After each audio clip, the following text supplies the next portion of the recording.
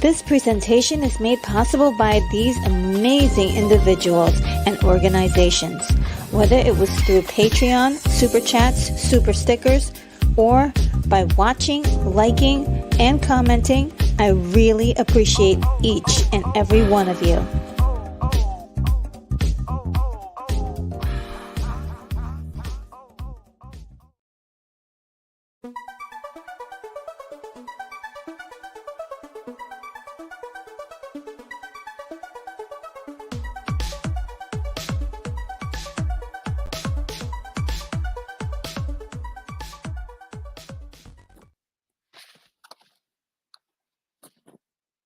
Hello, guys. Welcome to the show this morning. I am Retro Nerd Girl, and I am broadcasting live from the International Science Fiction Space Station, hovering over your city today. Now, I am so excited this morning. I feel rejuvenated and really pumped up because the stream last night was so clearing for me to have to talk about my friend Mikey and get that off my chest. I just didn't feel it was really appropriate for me to make a stream without first doing that stream. And I do appreciate everyone who came by and showed their respects and gave me such kind words and virtual hugs to help me through it all. So I feel so much better because of you guys, and I appreciate it so very much. I wanted to say that first and foremost because during the it all is through the internet that we're able to communicate with each other. And I feel like I've grown to know quite a few of you, and vice versa. So thank you for your friendship, and definitely thank you for being there in my most needed hour. So without further ado, I'm going to continue on with the morning show here, and this is going to be kind of interesting. We have some interesting topics to cover. I don't have a lot of cut topics to cover, so um, do it may not be as long as usual, but the topics that I did pick out, I find them to be very interesting and worthy of a conversation. First up, guess who's the first one? It's me. I'm the first comment here. Yes, and Keith E said that it was a record breaking for me to be the first comment, and it is.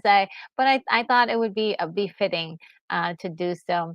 I should try to do that more often, but I like giving you guys just the heads up that I'm on my way. And Keith E was the first, technically the first to person to make a comment on the channel and on this particular stream, and says, "Watch out for the ugly storm as you center Earth's." As you enter Earth's atmosphere. And so, well, I'm very lucky. We're just hovering above right now. We're not quite entering the atmosphere yet. But yeah, the weather it is for many states very tricky. Um, Especially in Florida. Some parts of Florida is really getting it bad right now. And William Blake Hall is here. Hello, William Blake Hall. How are you this morning? So good to see you. Again, thank you for being there last night. It was really much appreciated. And Keith E says, "Good morning. Extremely nice weather here today. Let's see what ugliness comes from the south." Ooh. Yes, we hope that just stays where it is. It doesn't move any further. But also, hoping that it's not bad enough to cause much damage.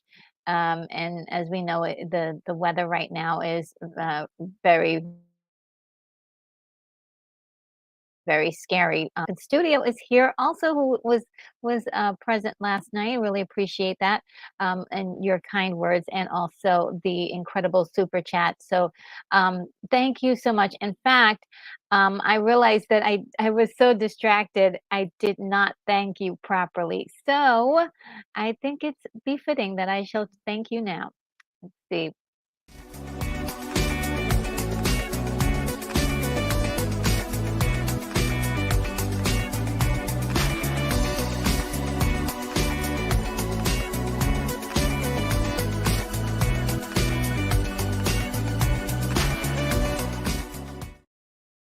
Yes. Definitely a bobbing kind of song. So, love that music. Yes, thanks again, Unicorn Rampant Studio, very much. And William Blake Hall says, "All hailing frequencies open retro. The ISFSS is looking fine." Thank you. And Keith E says, "Yes, was mentioning this is a new record, the newest comments, and the retro is in fact." I don't know. Siri is getting it all mixed up, but I am my own first comment. Thank you. That's basically what he's saying. And let's see who else is here. Um, and Keith E was saying the Pittsburgh boys are here. Speaking of William Blake Hall and Unicorn Rampant Studio, and William informs us that always a bit of overcast here, but at least it shouldn't be wet. Okay. So that's good. I like it when it's not all, slippery outside. And Cool Gamer is here. Hello, Cool Gamer. Thank you so much for supporting the channel as you have been lately. It's just so great to see you. I hope you're having a great day. And let's see. And Keith E is confirming that you guys can hear me. This is wonderful. This is just incredible. And Brogu is here. Hello, Brogu. I hope you're doing well today. And again, thank you for being there last night. I know that you've just started to get to know a lot of the community and, had was able to enjoy some of the streams that Mikey was a part of. And yes, this is a very, very tough time for a lot of us. So thank you for being there. Um, and William Blake calls this retro, yours truly, and an international station between tracking down a Russian movie like Vi and putting a spotlight on the Philippines by honoring Mikey Sutton. This is a global affair. Oh, yes, thank you. Yes, I try to um, do things like that. And, well, I don't ever think about, whether something is global or not. I just think of how if it's cool or not. Is it cool? And luckily, those two things are, the Vi that movie is just really incredible and interesting and fascinating, especially for the time period. And Mikey, of course, was just an incredible guy, and I can't wait for his comic books or any of the products that are sort of, in the works right now come out because I will definitely um, be, letting you guys know about it. And Unicorn says, "Yeah, I have a dental appointment in 3 hours. That'll be great." Oh, I hate dental appointments, but they're so necessary.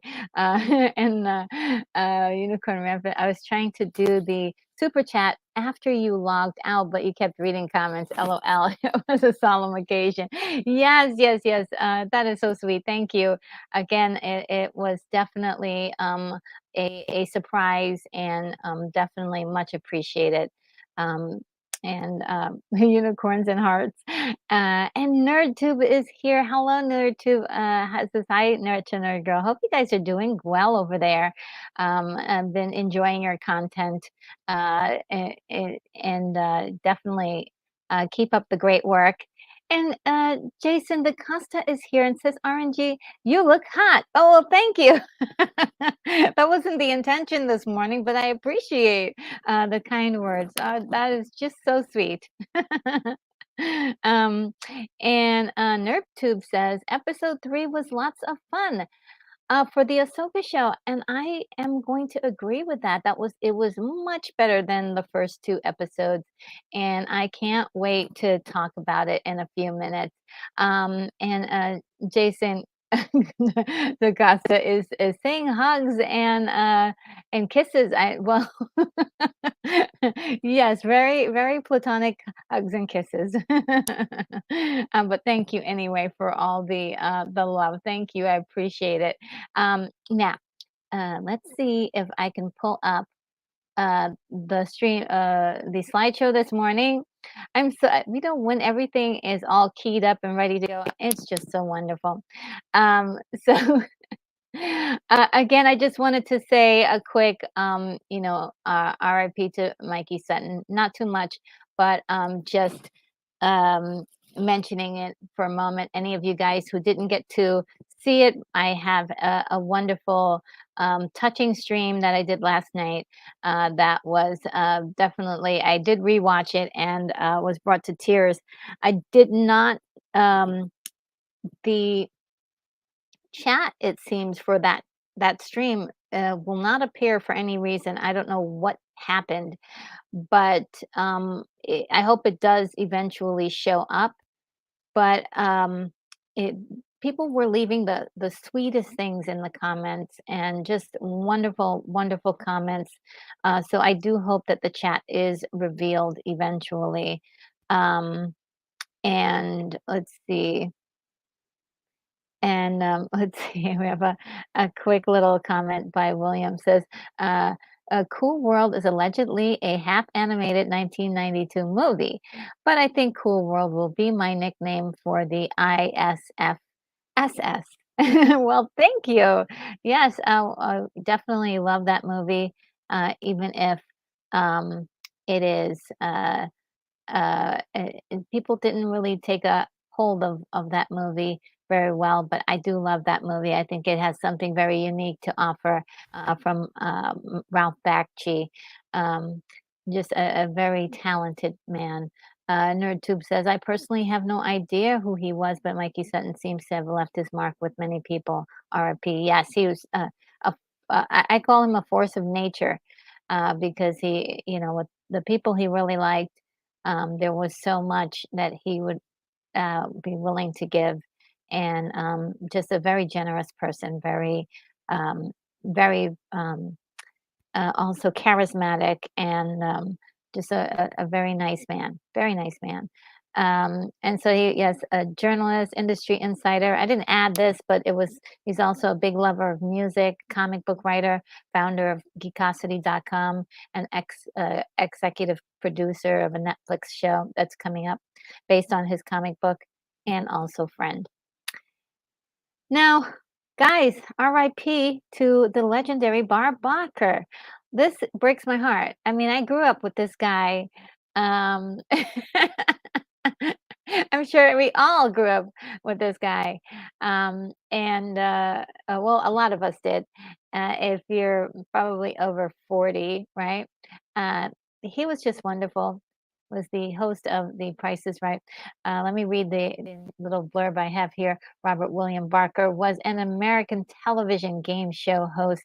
He hosted CBS, The Price is Right, the longest running game show in North America, American television history from 1972 to 2007, guys.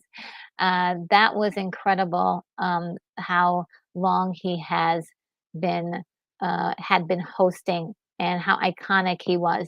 That show was so iconic, and I believe Drew Carey took over as host, and is kind of setting um, his trail in the in that sphere.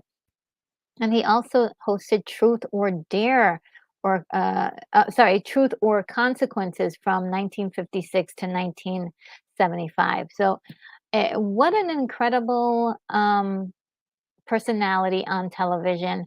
And like literally anytime if you were homesick, or if you got out of school in time, you'd catch The Price is Right.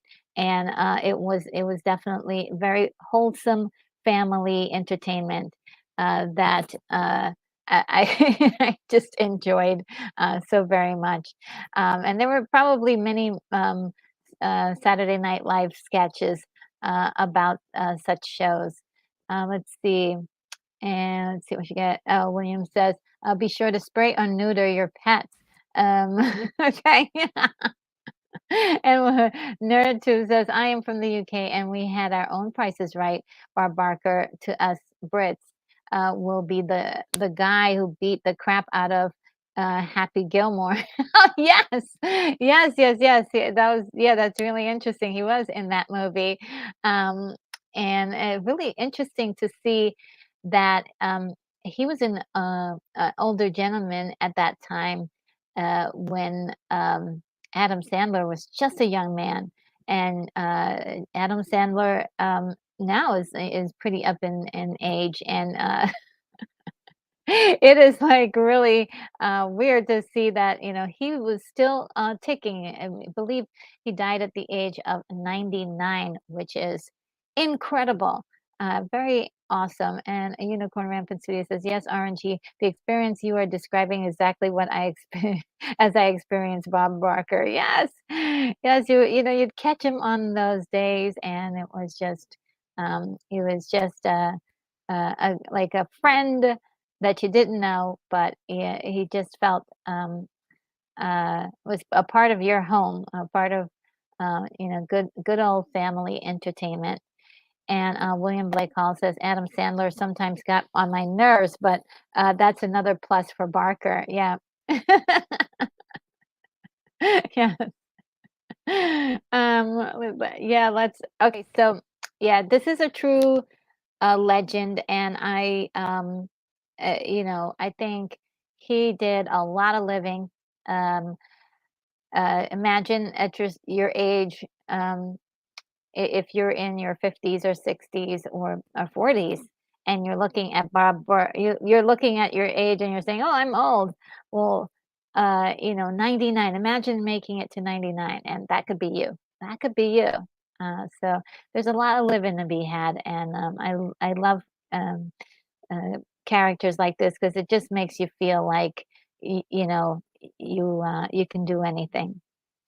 And Unicorn says, and it was so pretty, and it was also a pretty insulated feeling as a child.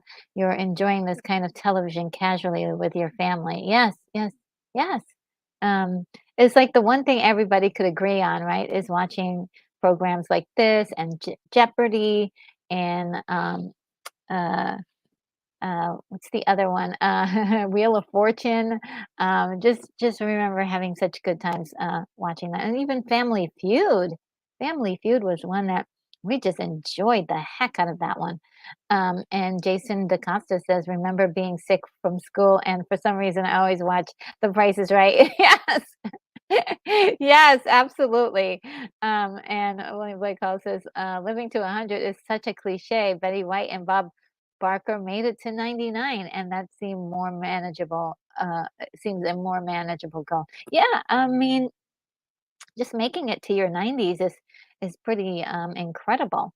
So, it's a great club to be a part of. Why not? And when my grandmother, actually, both of my grandmas, one of my grandmas, wasn't actually blood relative, but she was figuratively grandma. They both lived to be in their 90s, and that's pretty incredible when you consider they grew up in an era where they didn't have organic food and they didn't have all of these, precious things that we were all very careful about not consuming or being around.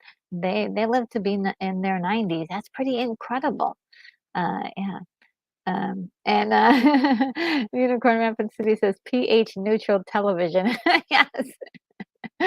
And NerdTube says 90s is the new 80s. It is. It's becoming that way. The one thing about the 80s is that it's holding on for dear life. And I think it's got a few more years of everyone really, gaggling about the 80s before the 90s really start to overtake. But it is starting already that everybody's looking at things from the 90s and expressing a lot of nostalgia for that.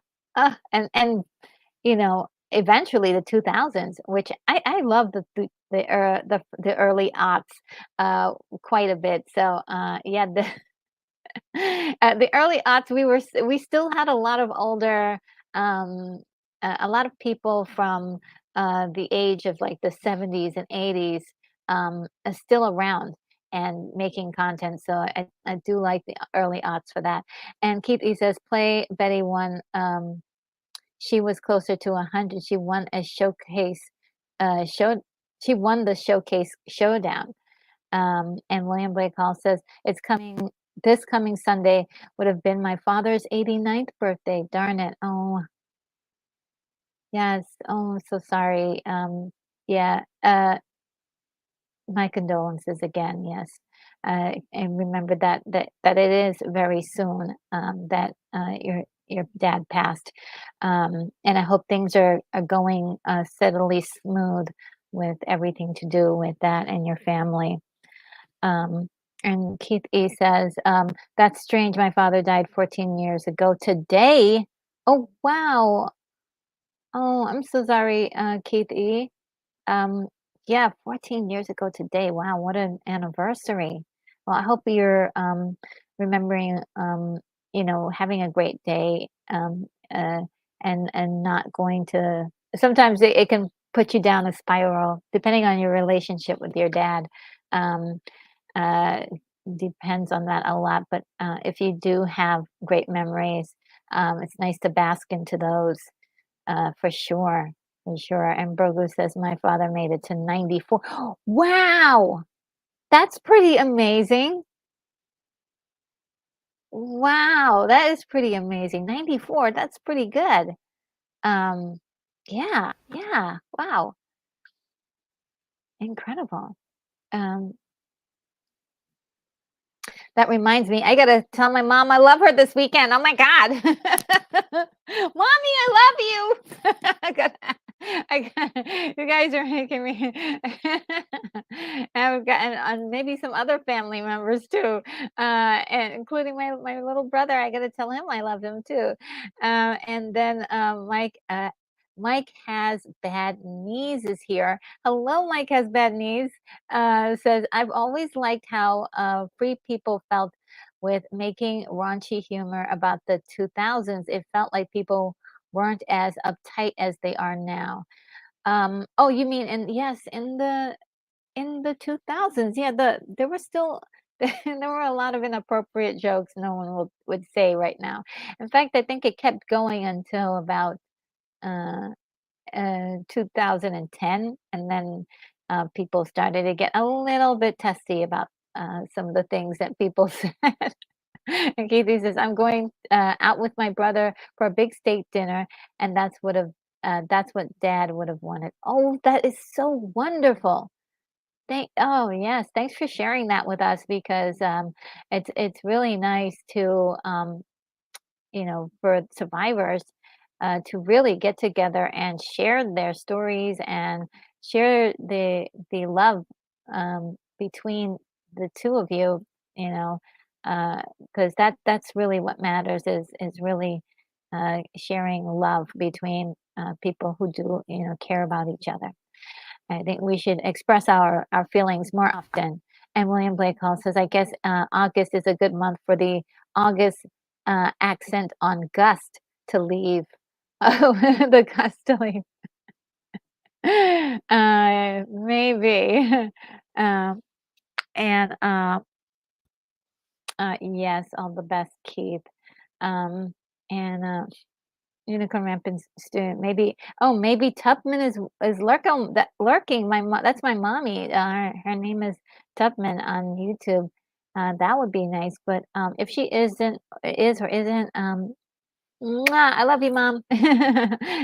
And Katie says, William, the first year and all the holidays events will always be the worst. Yes, it's hard. It is hard. Very, very hard. Uh, Katie is saying, "Come on, mom, say hello, please."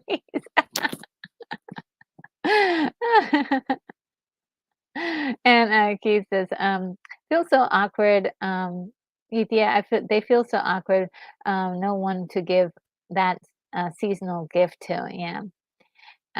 And Brogo says, talking about people who recently passed away, make sure you, all of them, are conscious to tell the people that you care about how you feel about them. Absolutely. Yes. It's very, very, very important. Very, very, very important. Um, and I'm going to move on to the next unfortunate passing, which is Arlene Sorkin. And for many of you guys who have watched a lot of the DC uh, animated shows, you know exactly who this person is. Let me read a little bit about Arlene. Arlene is known for voicing Harley Quinn. She has died at 67, which is I still feel like it's young. Sorkin began her career in television in 1982 with an appearance on Saturday Night Live as a background actor. She continued taking on many roles in TV shows until 1992 when she began voicing Harley Quinn in Batman the Animated Series. She would reprise her role in Superman the Animated Series, Batman Beyond, Return of the Joker, Gotham Girls, Justice League, and Static Shock, which that's a show that I haven't seen in a long time. Sorkin was also the voice of Harley Quinn for the DC video games like Batman Arkham Asylum, DC Universe Online, and DC Universe Online The Last Laugh. Sorkin also played Calliope Jones Bradford in the NBC daytime soap Days of Our Lives. And that article or information was from Deadline. Let's see what you guys have to say. If you have anything to say about, does anyone know of or is familiar with Arlene Sorkin? I know that she was really, really beloved by many people who grew up with her voice as their Harley Quinn, and the Harley Quinn that she portrayed really set the tone for, um, I suppose, how our Harley Quinn is really perceived as in much of DC. Let's see what Keith E says. My mother sat in my father's chair at the table, so she didn't have to look at an empty chair back to me. And it was such a good idea. Oh, that's so great. Yes, these little touches. Um, okay, I am. Let's see. No word on Eileen, but yes, she is a legend, and so I felt it was very necessary to mention her as well. And okay, so now for Ahsoka episode 3. I know that's the main thing, right? Everybody wants to know about how I feel about Ahsoka episode 3. Now, Ahsoka episode 3, I feel was a lot better than the first 2 episodes. Compared to the first 2 episodes, this episode is much better. Much, much, much better. Um, it's just the way I wish the first and the second uh, episodes had gone as far as the pacing and even exposition. Just like it really has a fast pacing, which I enjoyed. The drawback to that is that if this was 30 minutes, it just was too short. It was just too short. And I can't help but thinking that this really should be a a 2 hour or an hour and 30-minute movie special that would have been awesome to put on Disney Plus. It has no right to be uh, a a full season, and this is something that they've been making these decisions to make. Oh, we're going to do a series, and it's only going to be 6 episodes or 8 episodes, and most of it is full of filler and callbacks to a show many of us don't know anything about. Um, and I think, like, when I look at this episode and then I think about the first 2 episodes, I would say 80% of the first 2 episodes was filler. I know. It's so weird. It's so weird. Does that mean that I don't like the show? That no, it does not mean. I like the show. I think it's good. It's doing well. It's getting better. And so that's what I'm looking for, improvements as we go along in the story. And I do like it. I thought it was very exciting. Um, we went into a little bit of ridiculous area. We had some really ridiculous things happen in the show, but I kind of like that schlock. I call it schlock because it's just really like, oh, come on now, you're going too far. But I don't mind it. I love it. I really do. So, one thing you can't say about Star Wars is that it's practical. I don't think it's ever been. And so we're dealing with a lot of ridiculous concepts and definitely having to accept that. So that's the big deal. So looking at this series, the number one problem, but also what is the asset of the season is Sabine Wren. This is the character here, Sabine Wren. Mm, This is the main character of the show. She's the only one where we can see a struggle and a challenge, and she's working through it, and we're becoming more and more closer to the character. Um, and Ahsoka, not so much. She's very much a side character here in this story. So that's why I really feel like it should not have been called this series should not have been called Ahsoka. Um, and Ahsoka is in it, but she is not the main character. She does not have the challenge and um, the internal turmoil that you would expect a main character to have. She's already solved her problems back in Rebels and Clone Wars, those TV shows that a lot of people have not seen yet. So a lot of times people are seeing this show, they're seeing Ahsoka for maybe the first time, or they're seeing her for the second time after seeing her in The Mandalorian. And they're kind of, kind of make you wonder like, who is this character again? Why is she so chill and cool and laid back?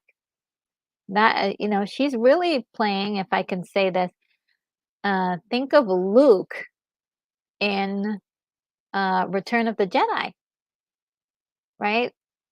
Except for Luke in Return of the Jedi had to face Vader. That is the only thing that was the only thing that Luke had to do in Return of the Jedi. But otherwise, as a character, he was more connected with the Force.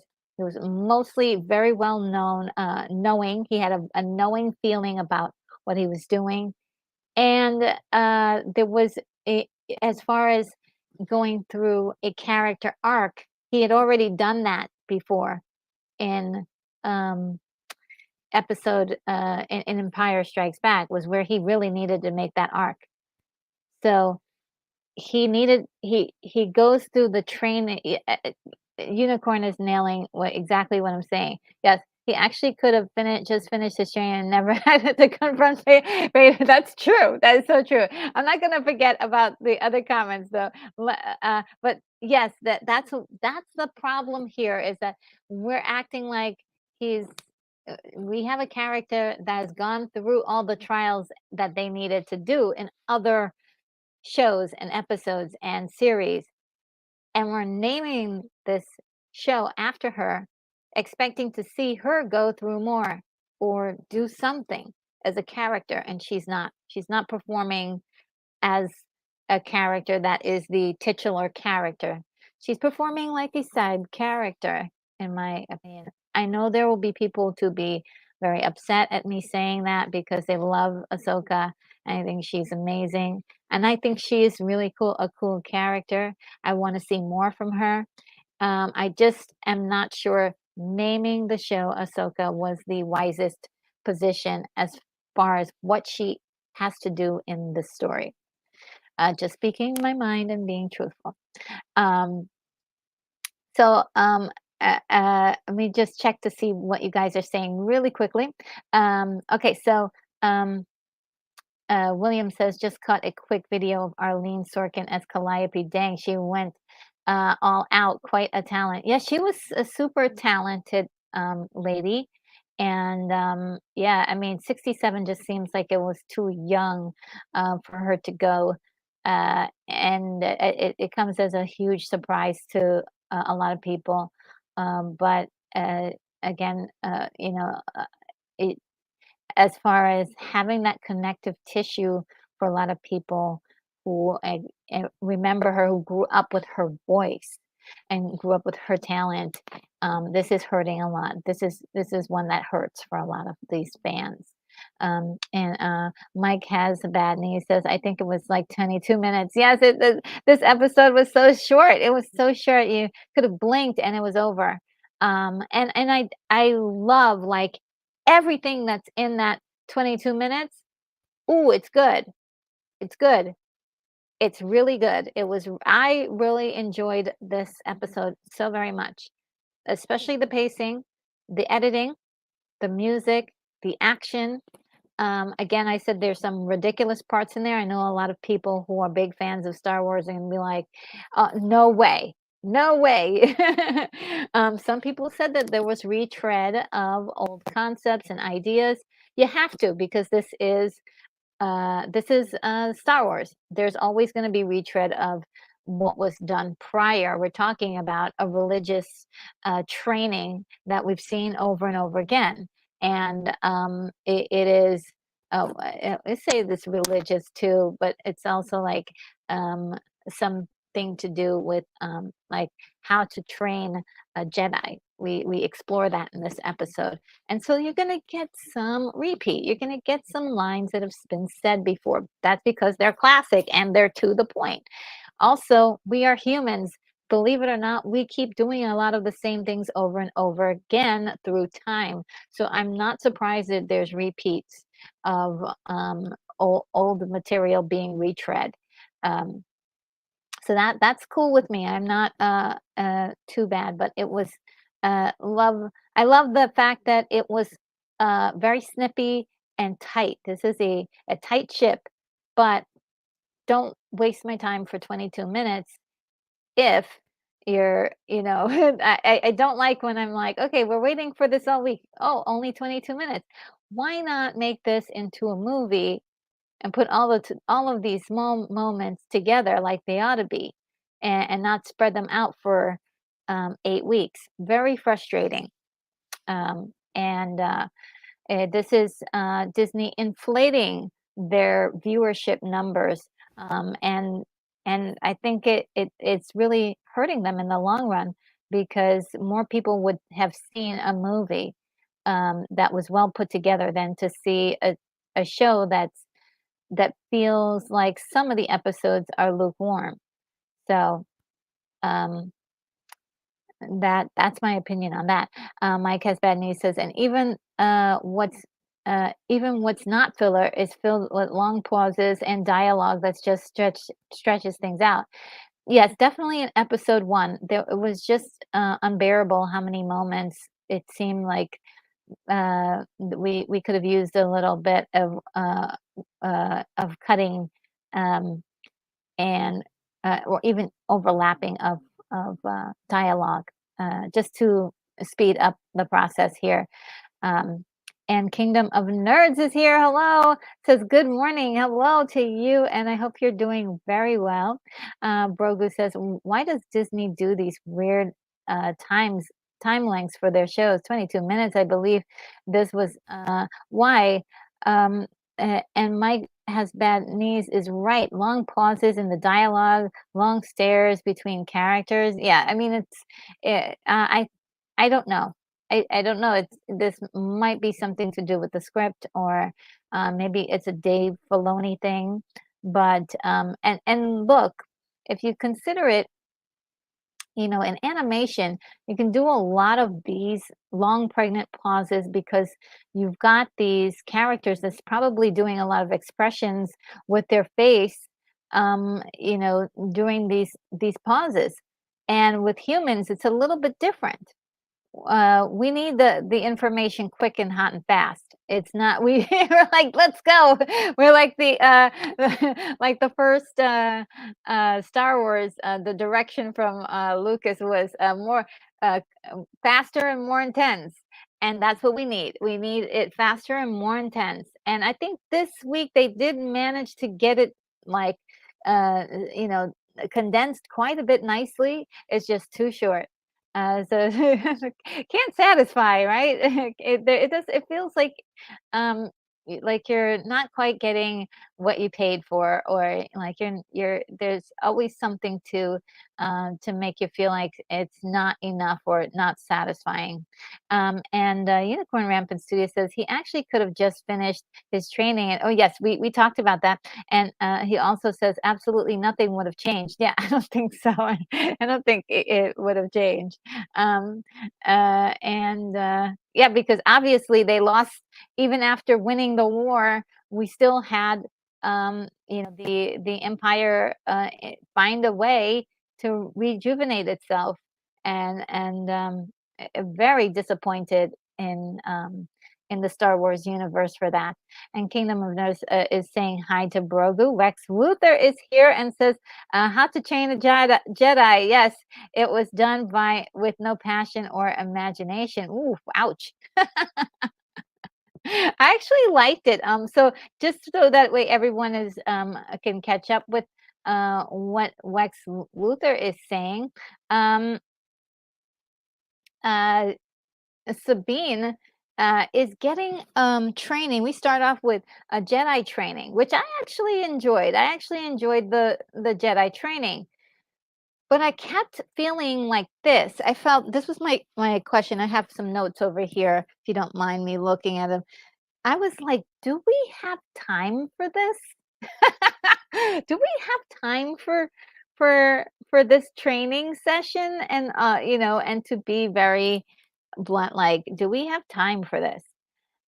Because we're on a race against time trying to get to these people to figure out how to get to Ezra and possibly Thrawn, and, um it just seems as if this Jedi training was just strangely placed. Um, just strangely placed. I had it it felt a little weird to me. Um, and NerdTube says, "I'll take a 30-minute well-placed show than an hour with lull moments." Yeah, I mean, that's really how I felt about the first episode. I just didn't feel like it moved the needle, and I also don't see where these pieces are connecting just yet. A lot of it was fan service. A lot of people who knew of the Clone Wars and Rebels are very satisfied with the stuff that they saw because they're getting callbacks to things that they need. Newer audience members are going, "What? Okay, why are we spending time on this? Unless it's going to do something to promote the story, to push this narrative along." And so there is a disconnect really with the two audiences, sort of not uh, not uh, seeing the same content, you know? And I'm actually a little bit PO'd about it. I don't think that it's necessary for you to see years and years of content in order for you to enjoy one thing, right? It's like you should be able to pick up like that. You should be able to pick up.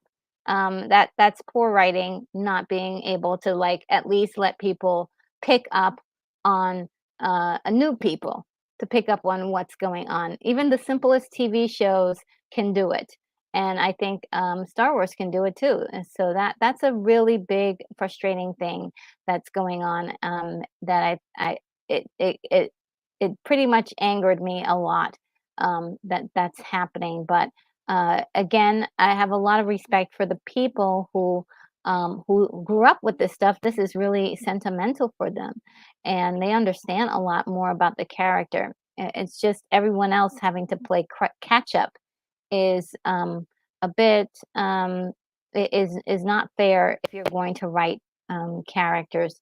Um, that are going to be reaching a new audience, right? So these guys had their audience already, but now they're reaching a brand new audience because of the being Ahsoka being on the Mandalorian opened her up to brand new people who had never seen her before.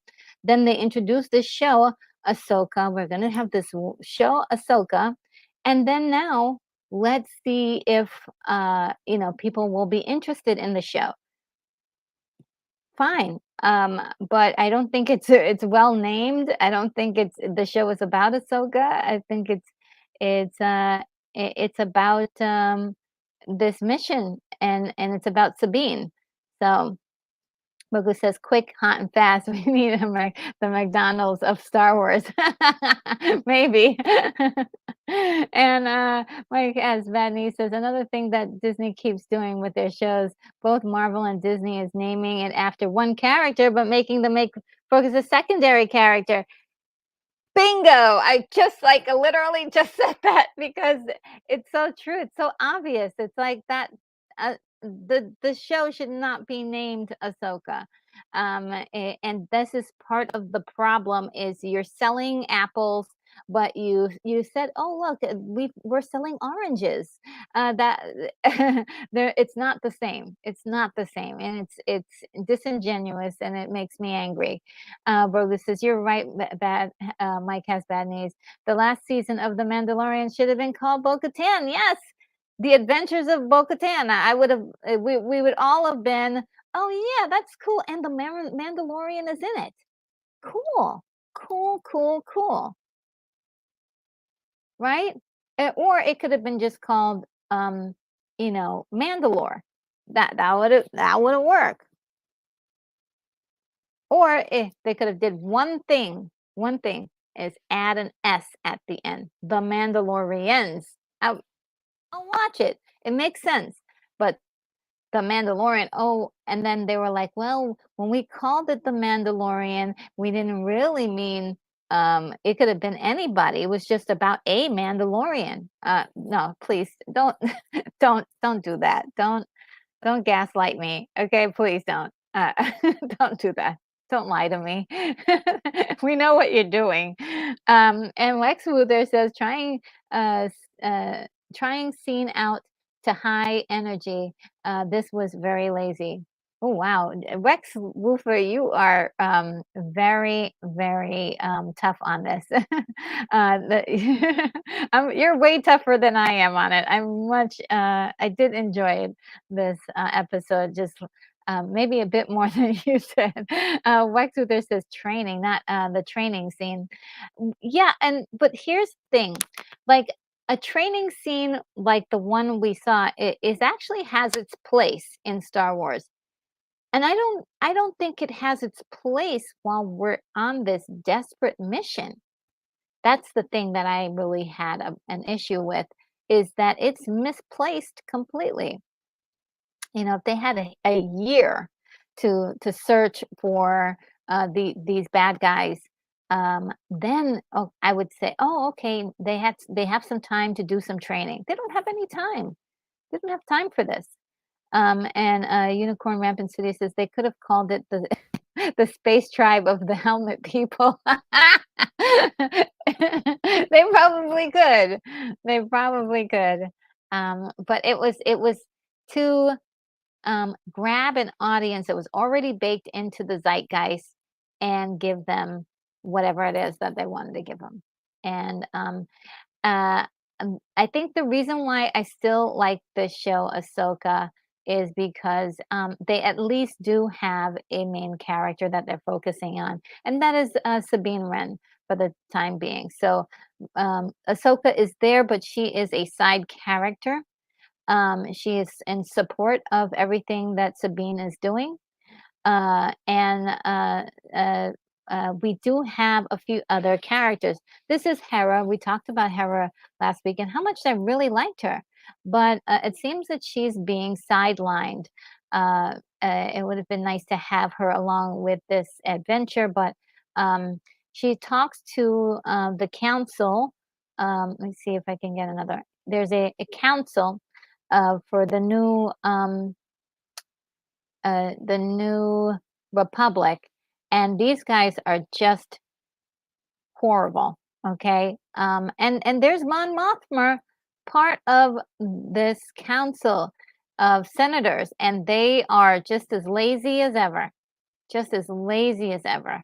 Again, doing the same, making the same mistakes that they were making uh, uh, well, just making the same mistakes that we've been seeing over and over again in all of these Star Wars um, um, backtreading series, right? It's just getting to be comical at this time how negligent they are as rulers and leaders. They do not deserve sympathy going forward, and they basically tell Hera that she has to stay put. She cannot join um, Ahsoka, and they have to do this on their own. And in the process, we are able to see her son, who is, let me see if I get this right, Jason Syndulla. And he's a character that a lot of people were like, oh, we want to see, Jason Syndulla. And so they show him for a small period. He has absolutely no bearing on the story at all.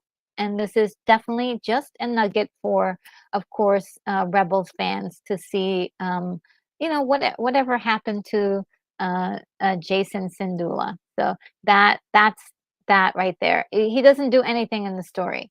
So which is kind of wild. It's like why are we spending time on a character that we're not going to actually um that's not going to do anything in the story, doesn't mean anything in the story. It is definitely a moment of hey, remember this character? And I think these are the inexcusable things that a lot of people can't forgive Star Wars for. But if you are a fan of the early shows, this is going to, it's going to blow your mind that, oh, there's Jason Syndulla. Oh my God, stop everything. And I know what that feels like. I do know what that feels like. So I understand why people do like these little uh, things as well. But for Star Wars fans that are just wanting to see a good show, you're gonna see him and you're gonna be like, okay, is he gonna like do something fun in the show or something that pushes the story along? Nothing, none of that. And then the question is, why is he in the story if he's not pushing the story along? I don't know. Fan service. And William Blake Hall says, perhaps Star Wars Lord of the Rings crossover, the Helm's Deep.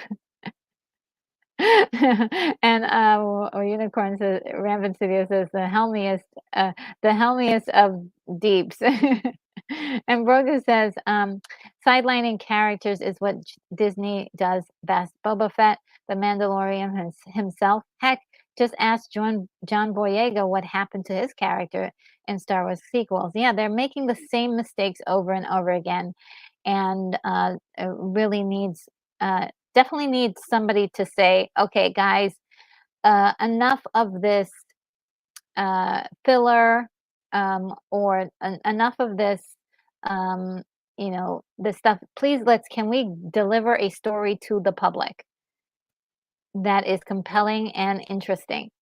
Not just like, remember this character, remember that thing. That's cool. But when are we going to get a story? Showing me um, nuggets of things that I've seen before in the past does not make a story. It does not make a story. Involving that character somehow into the plot is a story, right? If he does something that changes the hyperdrive and they need this little kid to use his Jedi skills to do something incredible. Yes, now we're talking. Now we're talking. Now we're he should be in the story for sure. But if he's just gonna show up and say, I want to be a Jedi like my daddy, and it doesn't mean anything. Sorry, am I coming down too hard? I really like this episode. Sorry.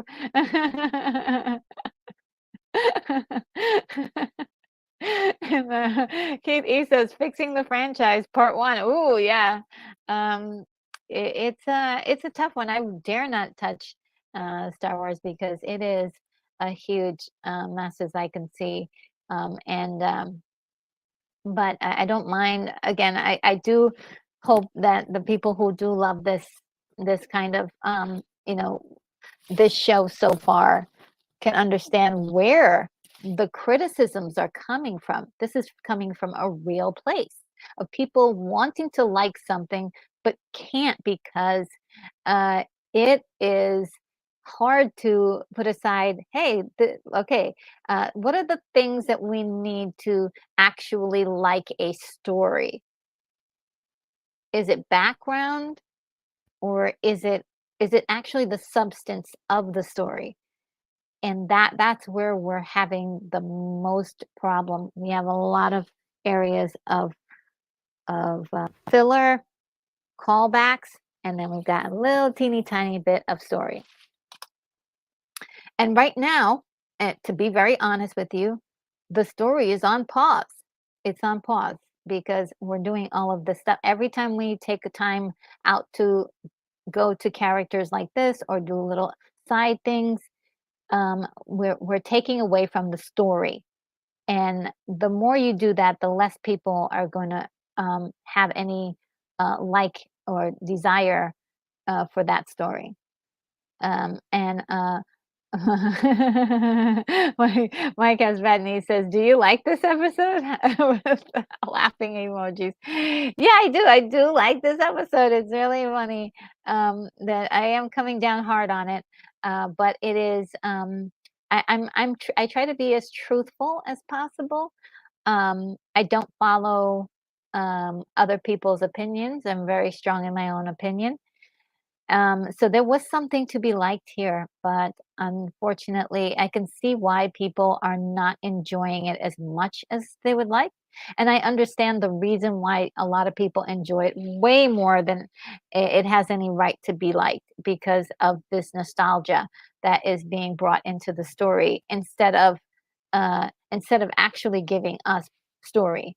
And so I wouldn't even say it's being inserted inside the story.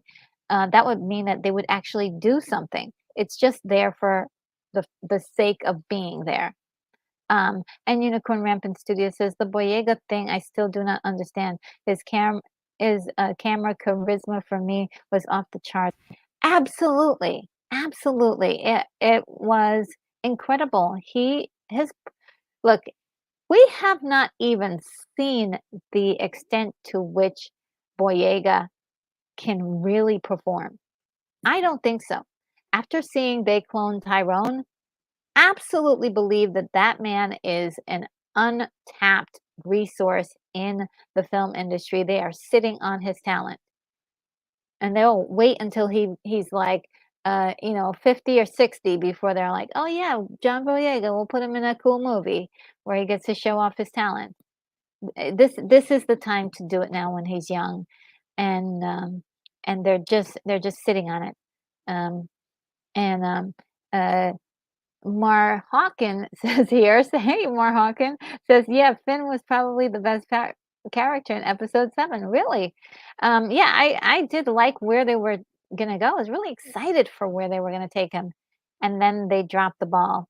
And you could blame um, the director of the Last Jedi for that one. I don't know what he had against Finn, but he sidelined him hard. Um, and Brogu says John Boyega is a fantastic actor, and they wasted his talent. They sure did. They sure did. What a shame. And Brogu says Disney led us to believe that John Boyega's character was going to be a Jedi, and then they turned around and made him a comic relief by the end of the third movie. Yeah, so sad. You know what's really also really good was his chemistry with Daisy Ridley. Like they had really incredible um, uh, charisma together, and so did his connection, his charisma, um, or what can I say, um, their chemistry with with the other character, what's his name? I'm losing his my train of thought, but um who is it? Now I'm forgetting uh, characters and name. But everybody, the three of them together, the three new stars were awesome together, and all they did was split them up the whole time. And it's like, no, you guys don't understand. The reason why the first Star Wars movie worked very well is because they were together and they supported each other in their odd, unusual way. And it was like Unicorn Rampant City, they were very neutral together. Um, and Grogu says, yes, Retro, their chemistry was great. Everyone could see it except for Disney. Yeah. And Mar Hawkins says, the fighter pilot guy. Yes, the pilot guy. This is a big actor. I don't know why I don't remember him now. Darn it. This is really, this is really getting me mad. I hate when my memory does that. Let me see if I can remember. You guys will probably get it before I find it. Poe Dameron, uh, who wasn't even supposed to be a character in the Oscar Isaac. Yes, wonderful job. He wasn't supposed to even be a character in the story, and he shows up and he kills it. And yes, oh, you guys nailed it too. I knew you guys were gonna know before I get to it. Um, let's see. Bonzo Kilborn says, Retro, your kindness is a virtue, but you don't have to apologize to the show. Bonzo, you're so sweet. No, I don't, I'm not apologizing to the show. That's their problem. But I am definitely, like I said, I see where everyone stands on their comments about the show. And I don't think anybody should be um, treated should be admonished or should be made fun of or should be um, chastised about their opinion of the show and just in general, right? But also, I can see where all of these different sides of the story is, of why people are loving it and why some people are just disliking every single thing about it, and why it just feels like so much of it uh, is not really what the Star Wars standard should be. And thank you guys um, for straightening me out. Yes, Poe Dameron, Oscar Isaac, thank you. Um, and uh, let's see, William Blake Hall said Isaac may be the first um, Oscar to win an Oscar. Oh, that's cool. Oscar Wilde never won an Oscar. That's right. Yeah, and so that's really sad to see that such that you have two different audiences watching one bit of content and feeling you know that it's one is loving every minute of it and another is definitely just not connecting with it at all. The other thing is that we have this character here. This is actually a plus. We have this character, and so there's a lot of speculation still going around after the second week of seeing him of who this character is. His name is Marek, and he is an Inquisitor, or at least he's using an Inquisitor blade. I love his costume. I think it's very interesting and dark and mysterious. He's a very thin frame, so he's agile and it gets around very quickly. So I'm looking forward to that. Then we have this character who was one of the bad guys. We talked about her last time, played by Ivana Sakno. She's Shin Hati, and some of the guys on the internet just call her Hottie because they think she's a hottie. So or it's Hottie or Hattie. depends on how you pronounce it. But she is definitely still doing the same thing, which is she looks very intimidating, very focused, and she's chasing after Ahsoka, and is sent on the ground level to do all of the grunt work, if you will, of trying to get this character. We have this amazing space fighting sequence, lots of pew pews. And that was fun and exciting. I have to say, the pacing there was great. Um, and let's see. Mm, it did feel a lot of the sound Foley or the sound design was a little bit off for me. It sounded almost like a video game. The actual pew pews instead of pew pew, it sounded like something else. Um, but it had a sound almost like a video game, and like had the sound effects of when you hit the button. Like every time you hit the button on on the um, to fire, it you can hear that, and I was like, "Wow, that's kind of interesting. I never heard that before." I don't know, maybe you might like it, maybe you might not, but I noticed that. One thing I'm gonna go back to, um, the Jedi training, which I did enjoy, but like I said, I was like, "Do we have time for this?" There were quite a few quotes that I thought were really good that was, in the story. One of them is, uh, sin one of them is about anger, and so this is the quote: "Anger and frustration are quick to give power, but they also imbalance you." I thought that was really great. I mean, I could take that advice, right? I'll take that advice. We need that on a t-shirt. And we also have another bit of uh, uh, wise words here. Training and focus determines success, not so much talent.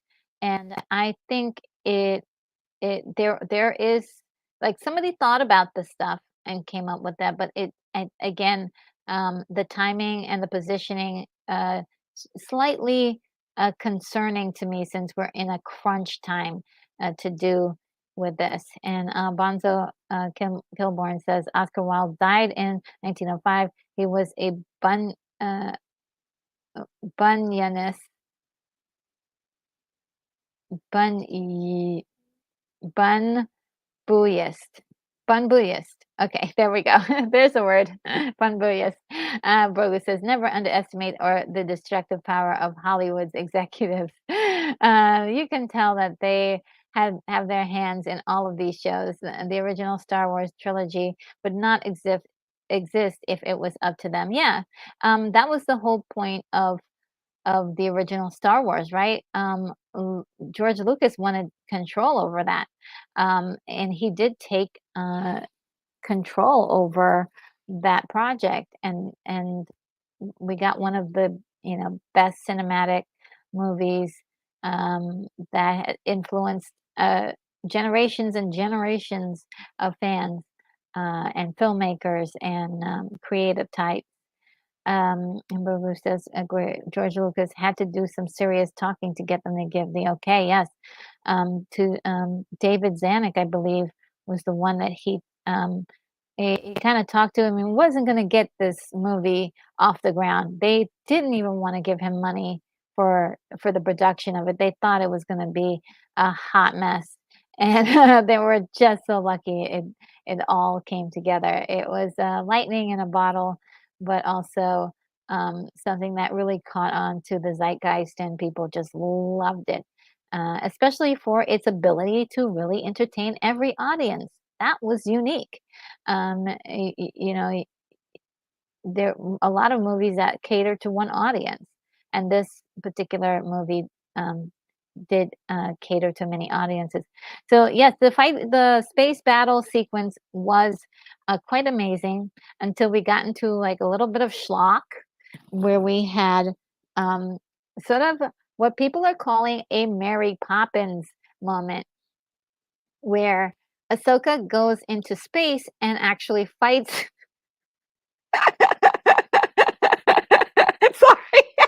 just saying it out loud is actually making it.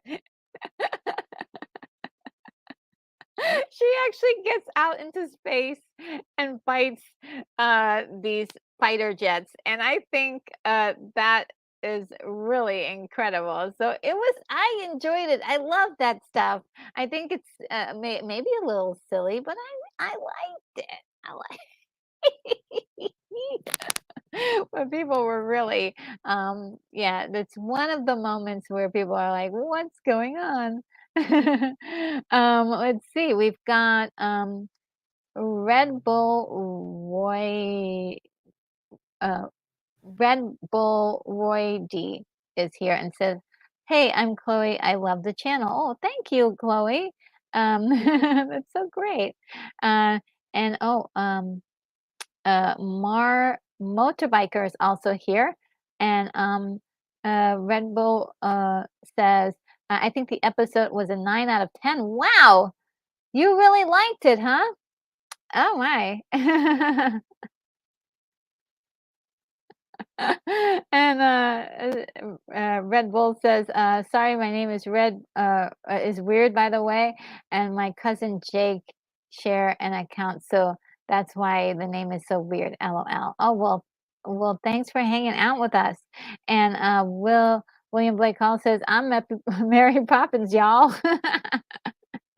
Yes, and that's from Guardians of the Galaxy. Is that I think the second one. And yes, Red Bull says that they loved the episode. Well, I'm so glad that you did. I think you know, there are a lot of people who do love it. I I I think it's incredible how many people have differing opinions on this. And like I said, I can see both of them. And Mar Motorbiker says hello from Brazil. And Unicorn Rampant Studio says, great story. um, and Brunswick Gilmore says, how would the enemy ships ever get close enough to use a lightsaber? Utterly ridiculous. It was ridiculous, but like I said, I enjoyed it for the fact that it was like they went full schlock on that one, and I have to say that's part of my guilty pleasure. I do love a little schlock. And but I as far as reality goes, I think they went there. they went they knocked down the door of belief at that point. If you're somebody who likes logistics, this is definitely going to grind your gears. Kathy says Jabba the Hutt Force Ghost will appear in episode 4. Mark my words. Okay. And Mar Motorbiker says, I'm not really liking it. Oh, wow. See, look, this is very, very um, intriguing. And we definitely discussed a little bit earlier why the two audience, ideas, people who like it and who don't like it, like why this is happening. Why this is happening. And Grogu says they went full-fledged Spaceballs. They kind of did with the space thing. I didn't know that they were. And the thing I also thought was interesting is that they were actively missing her. So the aim, like no one has any aiming abilities. Like just explode the ship and she's going to die. Like that is my I mean, it just really was a moment that I think that was crazy. But then again, she got one of the ships that came close enough and cut it in half and it exploded. So that was really cool. I've never seen that before. They're crossing new territory with what the Force can do. Um, And if you think about it, possibly in the future, they'll probably have it where you can just, you don't even need a spaceship anymore. What do you need those things for? And Bonzo Kilborn says, retro, with all due respect, even as a space fantasy, Star Trek is supposed to be taken seriously, but to each their own. When I think when you say Star Trek, you mean Star Wars. Yes. Yeah, I mean, yeah, it is a choice, I think, for each person. Um, and I totally didn't mind it at all. I just knew it was hilarious to me, but it had crossed the line for me. But it wasn't in a bad way. It was like, okay, now I know what we're doing. Cappy says the guy who got his ship cut by a saber should be embarrassed. No, yeah, he's dead now. Yeah. Yeah, I mean, how do you get that close to another ship that a person on the ship can flip into the air in space and cut it in half? It's really astounding. Mara Hawkins says, one of the video games actually had people use force powers to make ships crash. Now that's what I'm talking about. Because we know that Darth Vader himself has the ability to move and stop ships and do things like that. So I would have not minded if she got outside of the ship to do something like that, but to actually like flip in the air and that was a bit much for me. But um, yeah, I think I like what you're suggesting much better, to use the Force to guide the ship to do something, to move it into another ship or something. And Brogu says, remember, Ray cut that TIE fighter wing off. Um, yeah, I don't remember that, but I believe you. I believe you. It's one of those things where I the sequels are kind of a blur to me. I don't remember. I like for some reason I turned my brain off and I was like, that's yeah, the sequels are a little bit much. I need to rewatch those, to be very honest with you. And Bonzo Kilborn says we should all be embarrassed. It was a bit much. It was a bit much. You gotta admit, like, even if you love the episode, you gotta admit that was a little wild. That was a little wild. Maura Hawkins says, remember episode 4, the first thing Yoda showed Luke was how to do with the Force was raising his X-wing out of the mud. It wasn't submergent. Yes, yes. So there is credence, and that like there is like actual um like lore of how that is done. So I think it's really a great, that would have been a great idea. But yeah, maybe next time we'll get that. Cappy says the Eye of Scion only have one cannon for defense. Um that's another that's another like detail. I think now the only reason why you would think that or think that is that they were so sure. She was so smug about um about that she had for sure this was going to work. So I think her having only one cannon for defense is not terribly off, because I think she thought and with all certainty that she was gonna win. So they do use the Eye of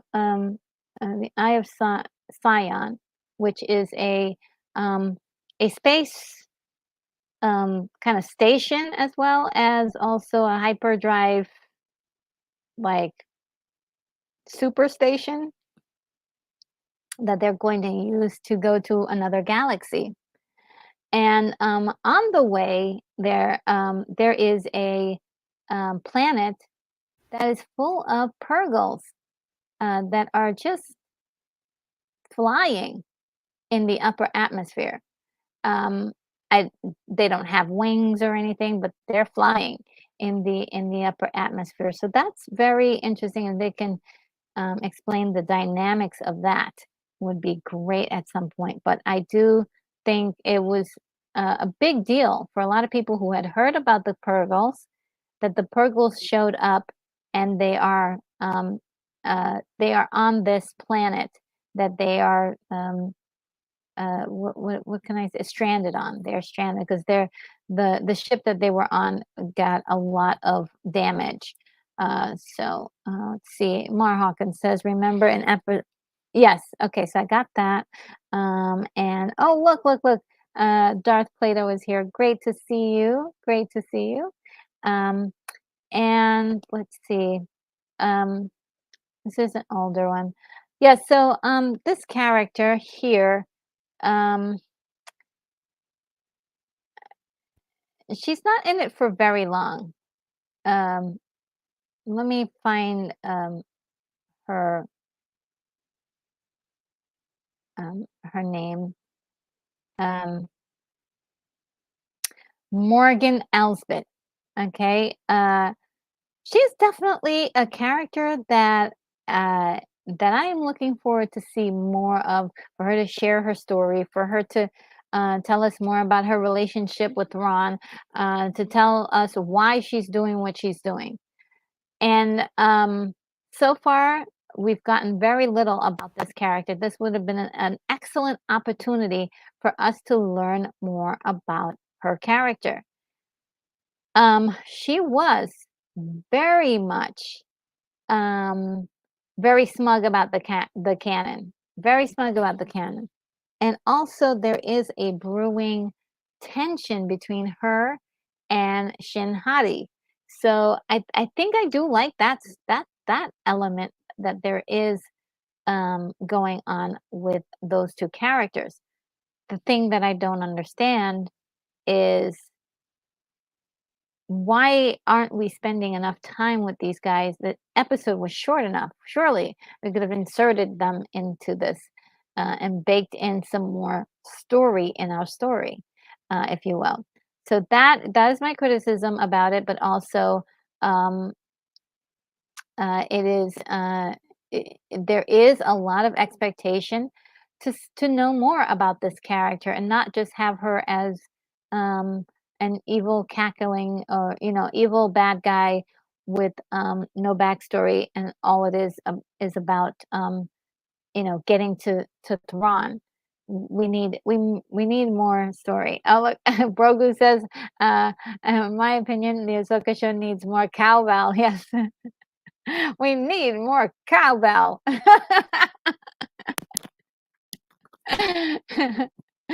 But more like, we need more story in our story, because it is we that's what I'm thirsting for, more information about these interesting characters. And it's really here's another piece too.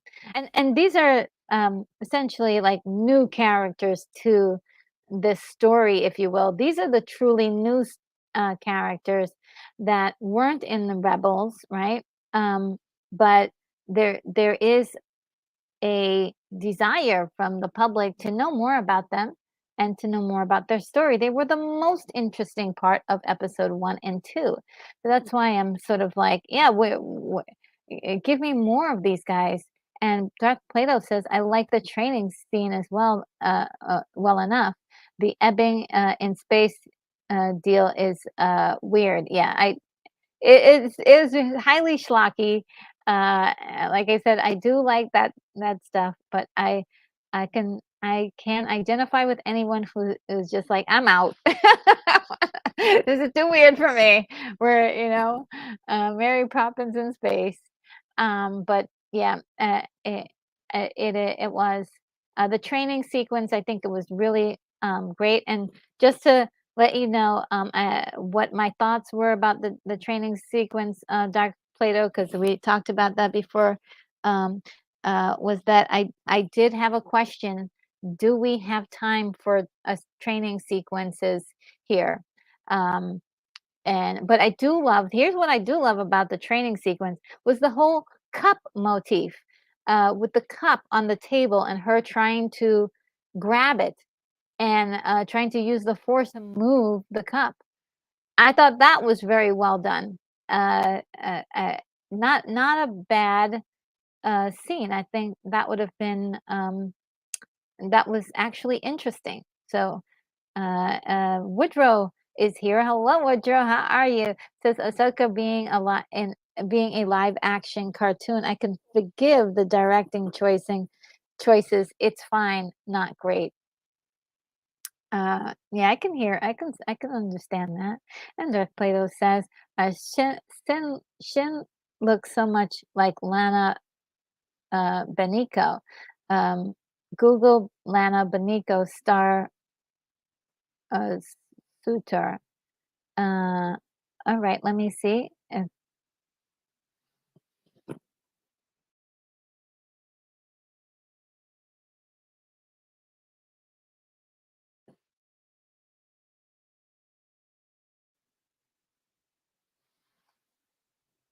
Oh, absolutely. Let's see. Lana Benico was a female human Sith Lord in the Sith Empire during the Galactic War against Galactic Republic. The Galactic Republic. She served as an advisor to the Dark Council member Darth Arcus. Interesting. Yeah, she certainly does look the very same. I wish my screen would allow me to share this, but I have I do have this slideshow going. So yes, you're absolutely right, Darth Plato. Absolutely right. And Kathy says Morgan Elsbeth need to chill. She just got out of jail. Now she's committing crimes. Kathy, you're hilarious. And William Blake Hollis says cowbell. Cowbell. Well, Christopher Walken will be appearing in Dune too. Absolutely. And we're going to talk about Dune 2 ever so slightly later on in the show. And Brogu says, I got fever. I got a fever. And the only prescription is that I need more cowbell. Oh, and Unicorn Rampant Studio has given us a wonderful super chat. Says cuddling with pups before heading to the dentist.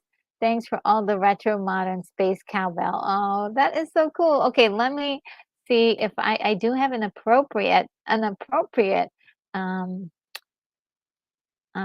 one for you for this. Here we go.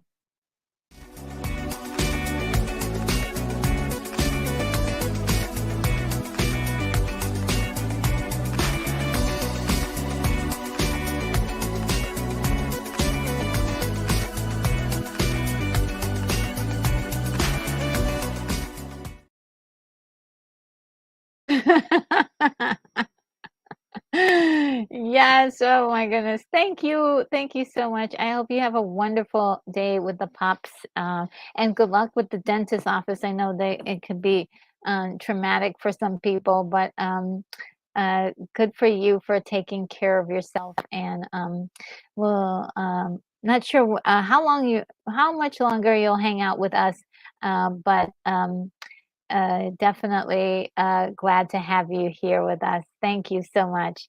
And El Necron says episode was fine, but Ahsoka in space slicing ships was a little. Uh, Come on, man. So true, so true. It went full Monty Python on us, or full uh, Spaceballs on us, just a little bit, just a smidge. Um, and um, let's see, Daryl Johnston is here. It says RNG. Hello, Daryl. How are you? How are you? Everybody's saying hi today. And Unicorn Rampant Studio says puppy kisses. Yes. And yes, thank you for everything. And let's see.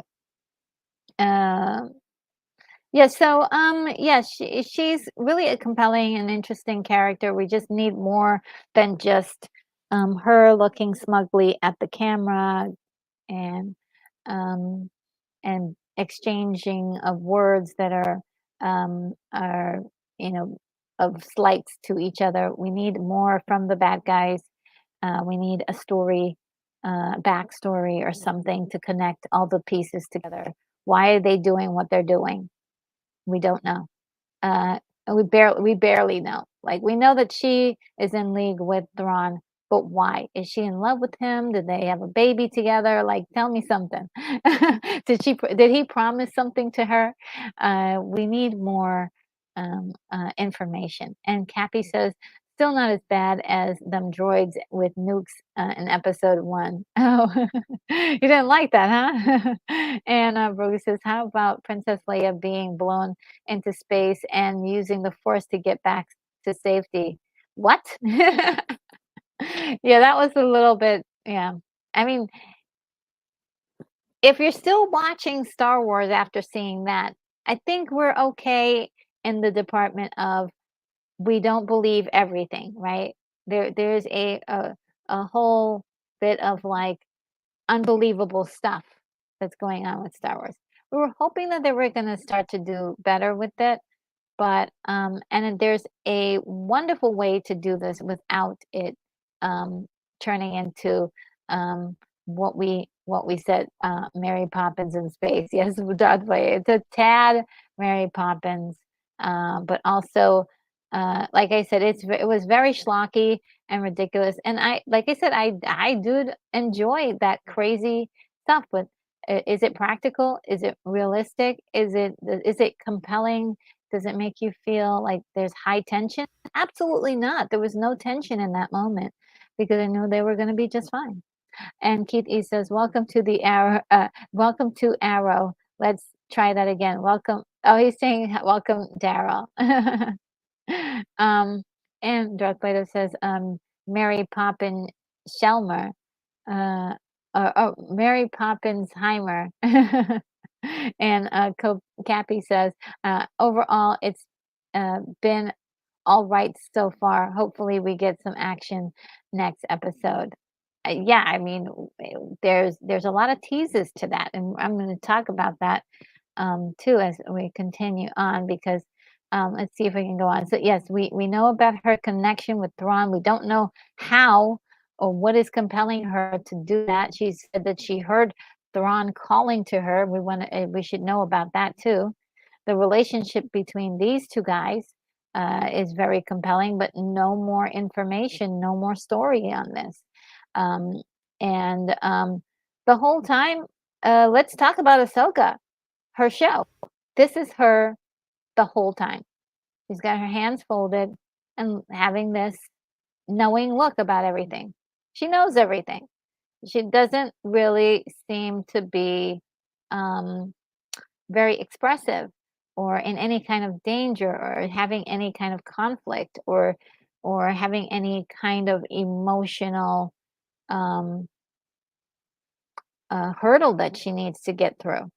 Um, And I think as human beings, like I said, the people who knew of her in the earlier shows where she went through, her dark night of the soul and went through all of these different um,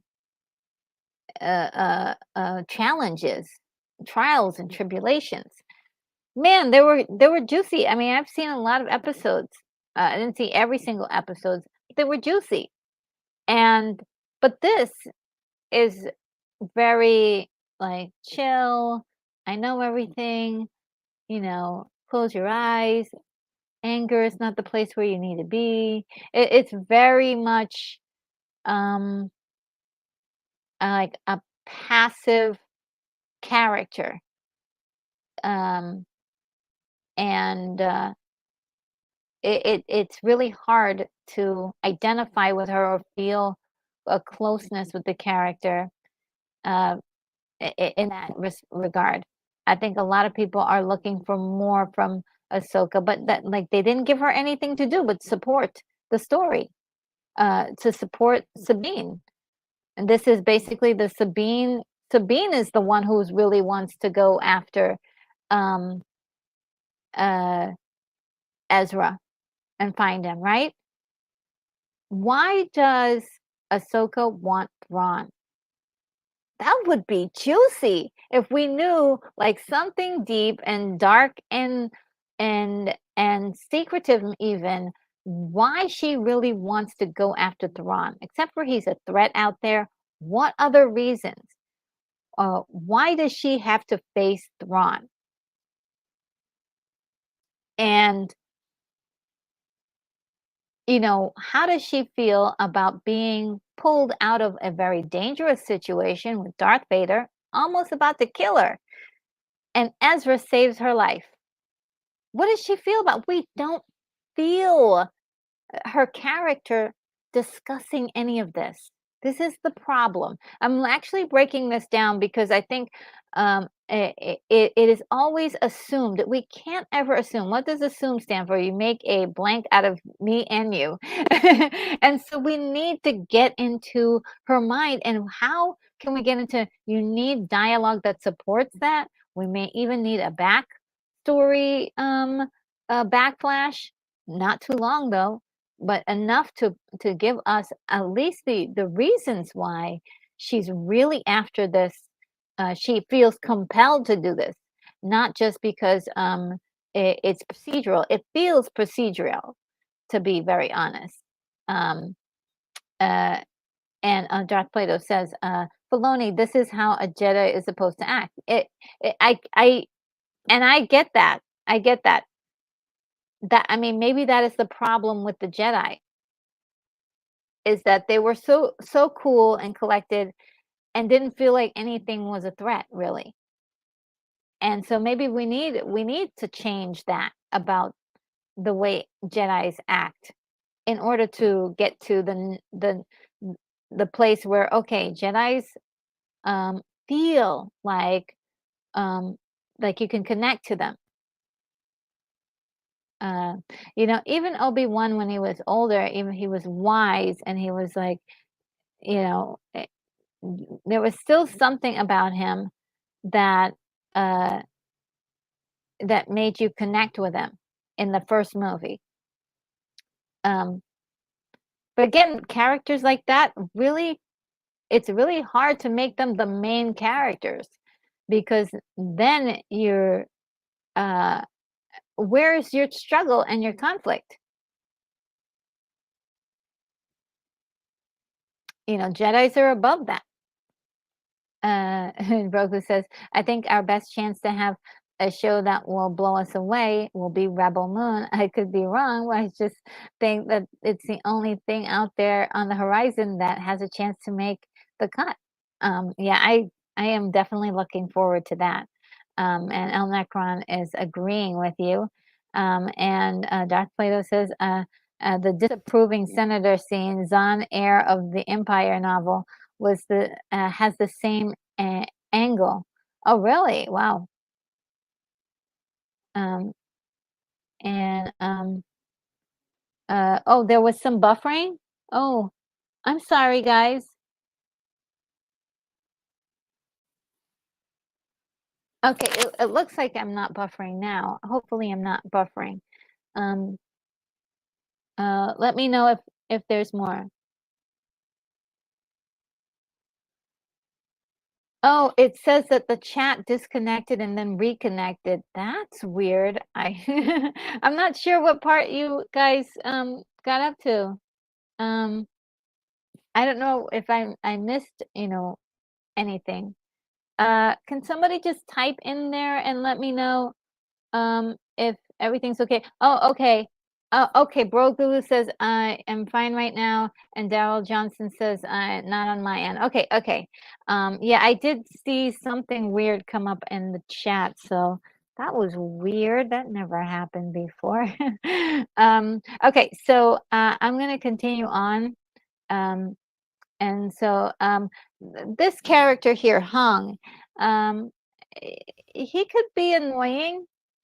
to some people, but I am enjoying him. He's one of the characters who is offering his truth, and at the same time, he's very discouraging. So he doesn't know the nuance of that being truthful is not always helpful, and so um,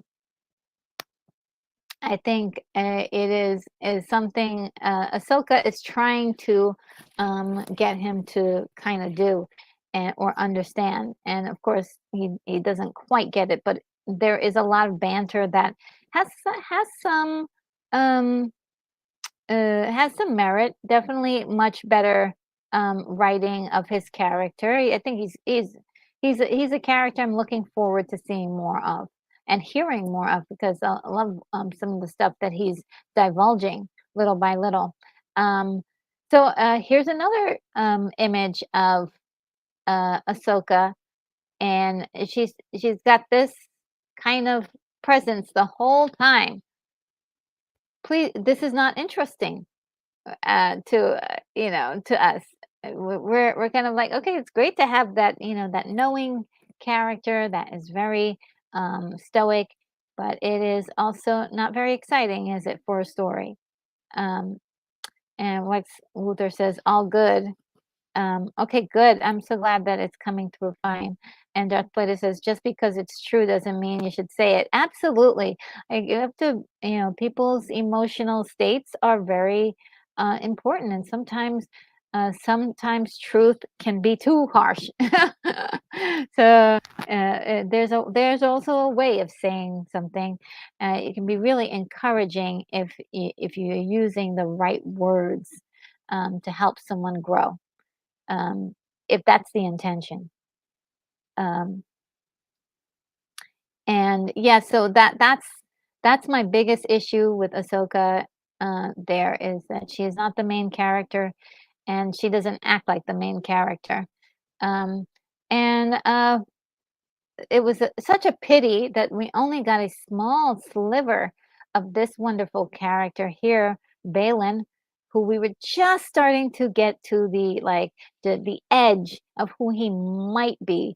And here's an episode where we got nothing, but like barely an image of him, telling some lesser guards to go hunt down Ahsoka, knowing that they are not going to be any match for them. I think and what I'm sensing from his character here is he knows that he's going to have to fight Ahsoka face to face. Um, and it's kind of revealed a little bit in his acting. Uh, he's definitely showing on his face someone who is about to do something that's very difficult. And so I'm just loving the visual for this character. It's an utter shame that the actor passed, and we're most likely not going to get much more from this character. But we need more characters like this that's got the imposing nature down, that you need of a true opponent, or someone who is, uh, who could, actually cause some damage. And Darth Vader says, "How is Ahsoka different from Spock? Why is Spock a good character but not Ahsoka?" Ooh, interesting. Depends on Ahsoka is supposed to be in this story a main character. And I think she works well in the stories for the rebels and also Clone Wars, because those shows weren't about her exclusively, but she was part of the show. But having this show be called Ahsoka is really tough when she's not really the main character. Um, and I always associate Spock as this not the main character um, of Star Wars. I mean Star Trek, unless he's like when it came to the Wrath of Khan, again, he wasn't the main character, but he took up a lot of space, and there was drama there was drama behind all of that. When there's no, like, she's not dealing with any kind of real drama, except for maybe Sabine. And Sabine is like that. She's the main character. She's the one that's interesting. She's the one who has a hurdle ahead of her. And so that's where I think the two characters really differ. Um, and also, they're very much the same, except for there's no show that's called Spock. Because it's like, okay, we're getting into Spock. And you would think that would sound like a good show, but if you break it down, um, you know, there's a lot of, yeah, here we go. Um, William Blake Hall says a well-written Spock is complex and nuanced. Exactly. Like the early for me, those early days of Spock um, was very interesting. He approached a lot of things with he was either doing some detective work, he was uncovering things, he was he had something to do um, that really, like, supported Kirk and supported the ship, what's going on with the ship. Again, he wasn't the main character. We didn't spend, like, an overdue amount of time on Spock alone. It was how he interacted with everybody else that also made him comical because, he knew when to, like, insert a stiff joke and everybody would just crack up. But with this situation, and I think the writing has a lot to do with the way we're receiving Ahsoka. And again, it should not be named. The show should not be named Ahsoka in this regard. William Blake Hall says there's an old Vulcan proverb: "Only Nixon can go to China." Um, okay. Not sure what that means. You'll have to decode this for me. I'm terrible at anything to do with those two. Um, but you know, again, as far as like the whole thing with stoicism and characters being stoic, I think it could really work for Ahsoka if she was doing something like had many different adventures where she was the same character. She knew what to do. She could figure things out, like a Sherlock Holmes, like like Indiana Jones, like Bond. And it was just like this sort of adventures of that could be very fun. That could be very interesting. But we have this complete narrative where we're going after this one thing, and now she's anchored to Sabine is her Padawan, and she's training her. It would have worked a lot more interesting if each episode was a new adventure somewhere, like how the old TV shows used to be, where you had like a 30-minute show, and it was like now we're encountering a new group of people on a new strange world, um, and it all worked together for a couple a season or two. And then we go into this whole thing of this big linking story with Thrawn and all finding Ezra. But at this time right now, don't like really tell me for sure. Like, don't you feel like this is Sabine's story? Like that's how I feel. I don't feel the Ahsoka and the Ahsoka story. William Blake Hall says, quote from Star Trek 6, one of my favorite dry Spock jokes is this? Uh, there's an old I don't remember that one, so I'll have to revisit that movie. Um, and so yeah, this is an exciting character. Really want to know more. Wish we did get some more of this character, and hope that they create more characters like this. Um, and I'm just trying to imagine what the end of this would be for this. So here's another thing. This scene here, where I'm looking forward to this. I'm definitely looking forward to this scene. So that's coming. This scene, I think we should get next episode. And this is Marek on that planet in which they're hiding out um, in the forest. So that's I saw something of a clip where Marek is fighting Sabine, and Shin Hati is doing her second duel with uh, uh, Sabine Wren. I was disappointed. One of the best characters of last week, or wasn't even in the show, and not even a little bit. Chopper, hilarious. We need more of this guy, right? To break up some of the monotony, and then no more Lothcat.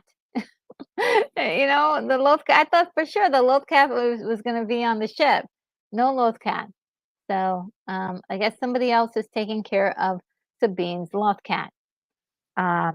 Very sad about that because we need more Lothcat. We need more Lothcat.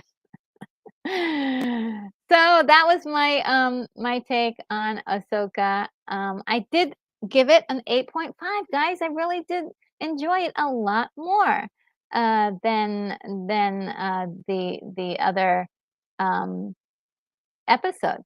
Rogu says, fun, you're talking about Disney shows, the Disney show retro. There's no fun. And Daryl Johnson says, give someone some emotion. That guy was a Jedi from what I understand. Yeah, he was a Jedi. And I suppose, um, you know, I would love to know his backstory. And this would have been a perfect time to introduce that, I think. Let's not wait forever to get our bad guys some backstory. Um, and Darth Plato says the first scene in episode 1 was an inversion of the Phantom Menace opening. Oh, I didn't even notice that. Um, Interesting. Yeah, I didn't notice that. But great eyes, great catch, Darth Plato. And Moonbeam 87 says, is Grogu involved in this? No, he's not at all. And he should be. He should be because they need something. And Grogu says, no, Moonbeam, can't blame my brother for this. Right? And so, yeah, it is. Again, in spite of all of the things like I said right off the set, that I did enjoy this, even though I do have some criticisms about it, and I see why people would have problems with it. Again, I love the training sequence. I thought it was great, but I feel as if it was misplaced, being that they have such an important thing to do here. Um, Great quotes. I love the quotes to do with the training. I love all that. I thought that was really cool. Just doesn't belong in this episode. Uh, and then there's the moving cup motif, and I hope they continue that throughout the story, with the callback to that moving cup, like Sabine trying to move the cup using the force and can't, because I thought that was not only just that was great storytelling for Sabine, and it just kind of makes you kind of understand the force a little bit better. Um, of course, I love Ahsoka's ship. They really showed it off in great detail this time. There was some really great piloting. We got to see the Purgles in live action up close this time. That was pretty cool. Um, let's see. As I said before, I did enjoy the pacing, but again, it was too short. Um, and there was quite a bit of schlock. I will agree about that. It was way out of line to have Ahsoka in space chopping up ships, and it was very unusual for them to add that into the scene. But um, again, we're dealing with Star Wars, so there is a lot of unbelievability happening here. Um, and let's see, William Blake Hall says you looked over. I've looked over your ratings. Things get a little iffy around 8.4 to 8.5. So 8.5 is a recommendation. Yes, it is. Um, it's actually you're accurately determining the score here because I feel like uh, it had a lot of things that really I think the first two episodes should have had at the jump. Um, and and of course, like mm, I believe the first episode I nearly gave it a 5, but I out of respect I gave it a 6.5.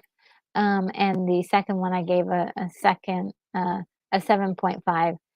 So it went up a whole 10 points this time, 8.5. It was really fun, show for me. I thought it was an episode I could get behind.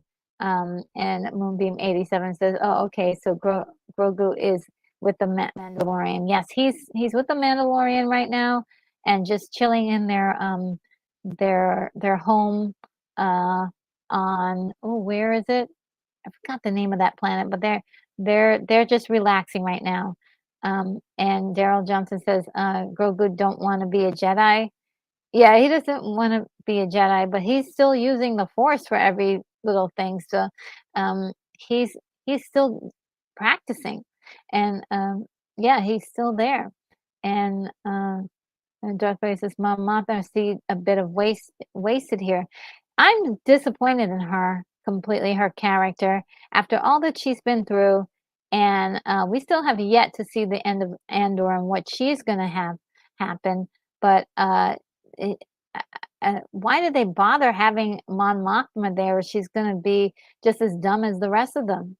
Uh, I can't get behind it, but it was an Easter egg to have Mothma there and do absolutely nothing.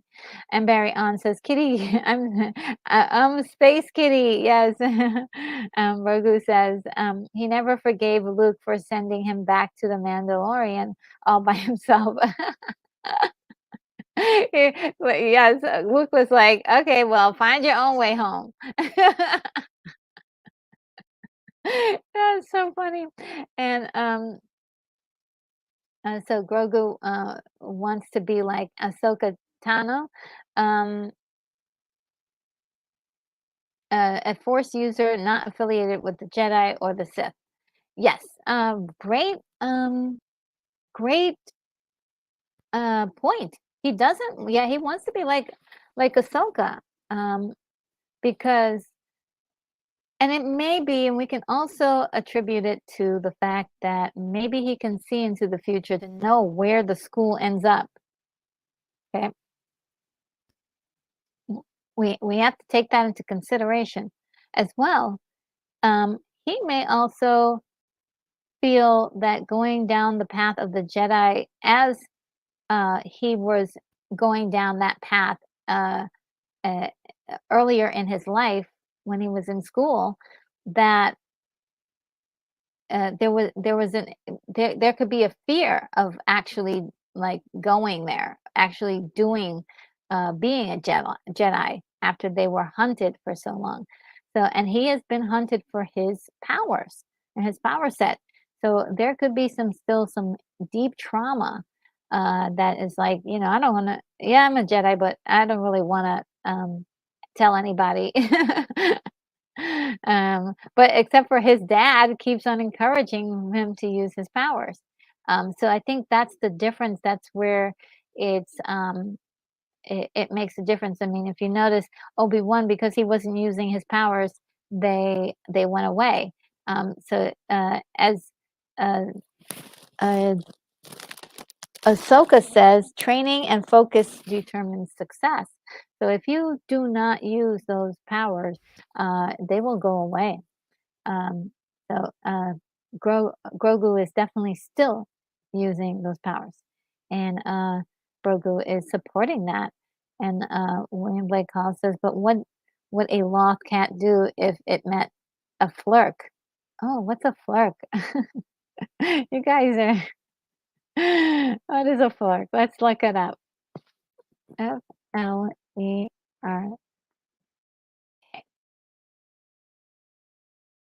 Um, a flirk.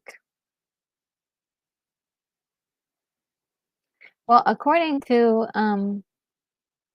uh, Google, a flirk is a jock that is a nerd or something.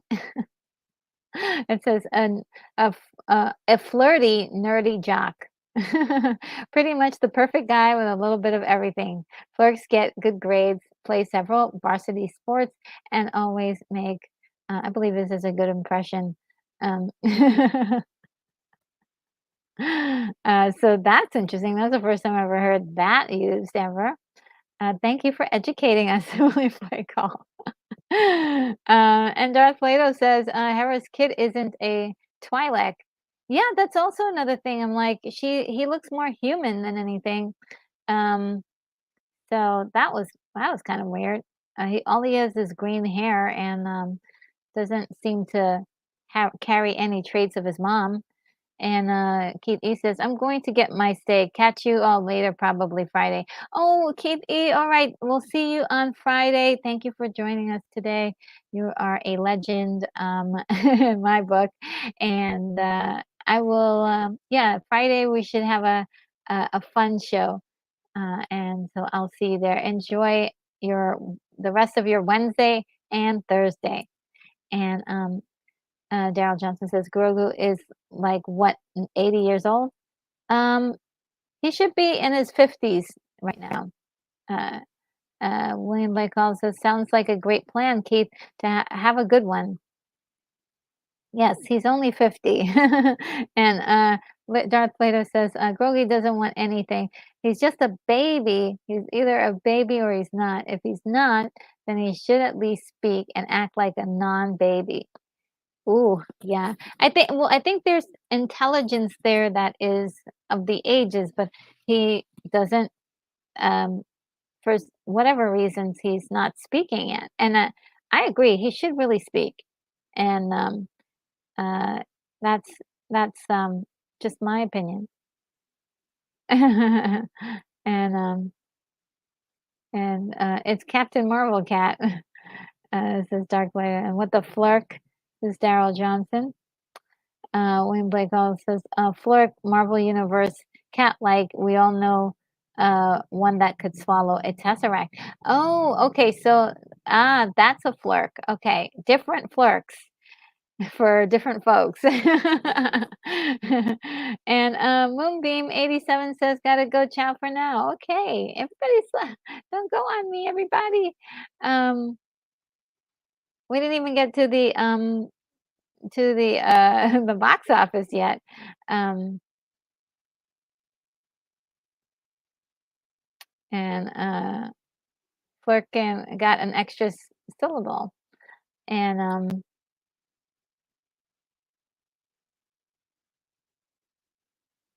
all right. And so let me see if I can um, hurry up and get to the box office really quickly. So the box office, guys, wanted to talk about that really gently to catch up on some news. Gran Turismo was number one this weekend. Just debuted and it's doing well. The reports are that Gran Turismo is actually really good. As a good story, solid acting, and have not heard any negativity about that story so far. That movie. So that's a thumbs up. It looks like most from a lot of people. Barbie is still on nearly at the upper part of the charts. It's number two, and it's holding on, holding on, holding on. Then we've got Blue Beetle, which dropped to number three. Had the number one spot last weekend, but yeah, did some dropping, and it is not doing very well at the box office as a lot of people are saying right now. There's a bit of conflict about the movie as far as critics are concerned. Some people say it's a wonderful movie with a lot of comedy, and some others are saying that uh, it's okay. And then another group that's just not interested in the story at all. Um, and I'll just leave it at that. Oh gosh, wait, go back. I'll just leave it at that. Oppenheimer is number 4. It's still holding on, but trailing behind Blue Beetle and behind Barbie. It did very well for what that movie was, and it is an excellent movie in my opinion, but it did it wasn't really expected to do as well as it did. So absolute bravo for Oppenheimer to do as well as it did. At number 5, we've got Teenage Mutant Ninja Turtles, and that is actually holding on and doing much better than was expected. There's some mixed reviews, but mostly on the positive side, people really enjoying it. The biggest issue for some people were the animation style, but also for some others, they appreciated the animation style. So that is there. Then we've got Strays. I never, haven't really heard much about Strays, to be very honest with you. Um, and that comes in at number 6. Number 7 is Meg 2, The Trench, from the news. It's a schlocky movie with a lot of fun, um, and it's holding on for the summer here. A nice little summer movie for you to see with that maybe defies physics and everything else. Then at 8 we've got Retribution, and at 9 we have The Hill. And these are 2 movies again I have not heard anything about. Um, uh, and then there's Talk to Me at number 10. Mission Impossible is holding on at the 11th spot. My gosh, it is uh, compared to it is like a slow build for that, but just it did not make the numbers it really should have made. But it's still being out there and available for people to watch is helping the numbers ever so so much. We may get the second part to that movie. I was worried there for a minute that maybe we might not get the second part to Mission Impossible Dead Reckoning, but I think we may. And then we have got Haunted Mansion at number 12, which is a total surprise. I was expecting a complete blowout of that movie since people really disliked it so very much and were very apathetic to it as well. But it is still holding on. And I'm not sure how this happened, but Jurassic Park is um, is in the theaters and is at number 13. Um, so let me see. Um, William Blake Hall says, I've seen biographical movies about Winston Churchill, Neil Armstrong, lately J. Robert Oppenheimer, and now Golda Meir. That just came out, and every portrayal is more so somber than the actual person. Oh, interesting. Very interesting. Yeah, I mean, when I went to see Oppenheimer, I just it's an art film for sure. It's definitely an art film. It's really wonderfully done. And William Blake Hall says I was one of those guys who saw Mission Impossible again weeks later. Love me, my Haley Atwell. Oh, sweet. Sweet. Yeah. A lot of people love her. She's gorgeous, gorgeous, gorgeous. Um, and yeah. So okay, I don't have a lot of headlines for you, so it's gonna go by really quick, guys. First of all, Dune 2 is has been delayed. I don't know what to think about this because it was supposed to come out in November, and they've already released all the information. There was all of the promos and all the stuff. So, unfortunately, when this movie does come back out, and it's going to be in 2024, it might be one of those that people yawn at seeing, because I know there's quite a few of us who are really interested in seeing the second part to Dune. We're anticipating it, but there are many people who are like, okay, well, maybe missing it might not be a big deal. Uh, it, it's tricky to see how these things play out, to be very honest with you, because momentum has a lot to do with it. When you break the momentum, that's when things, you know, people start looking at your product in a different way. You got to hit them while it's hot. And one of the things uh, that we can take into consideration with this is the second time that Warner Brothers Discovery has done this. Un Unfortunately, I hope, um, I hope well, actually, not unfortunately, but I hope this time it pans out and makes it is better for the film, because the last time they did that, it's been disastrous for all of the movies that has come out this year, all of the superhero movies that they put out this year. And so that is a big uh, piece of the struggle for um, their content, like The Flash, like Aquaman 2, Blue Beetle. These are movies that were delayed a whole year, and look at how they're being received. So I don't think it's by um, accident.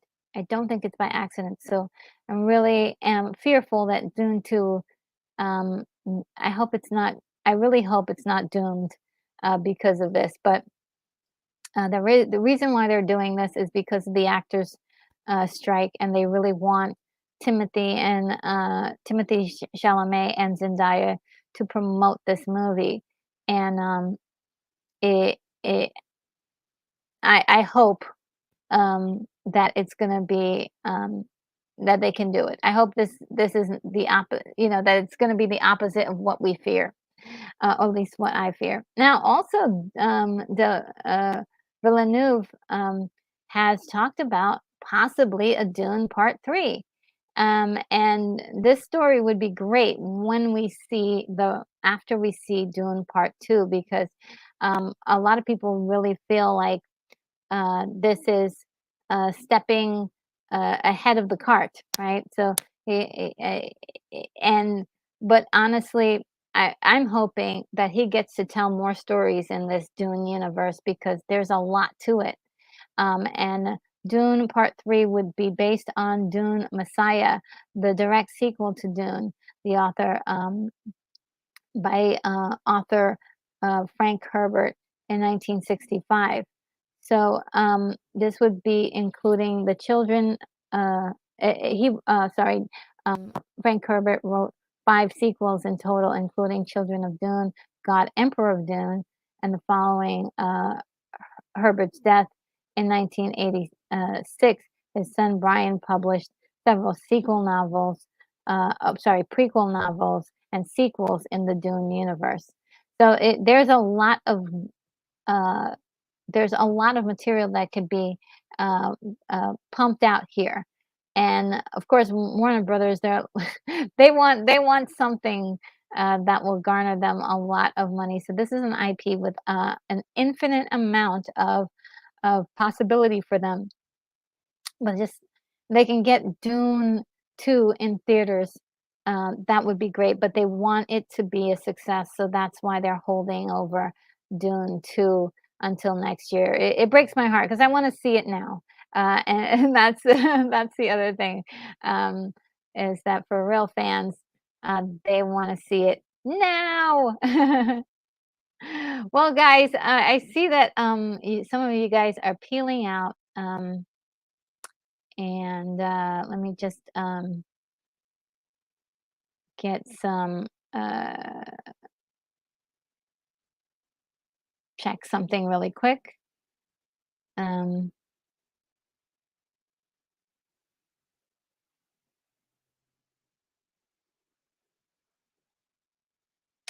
maybe 1 minute. Um,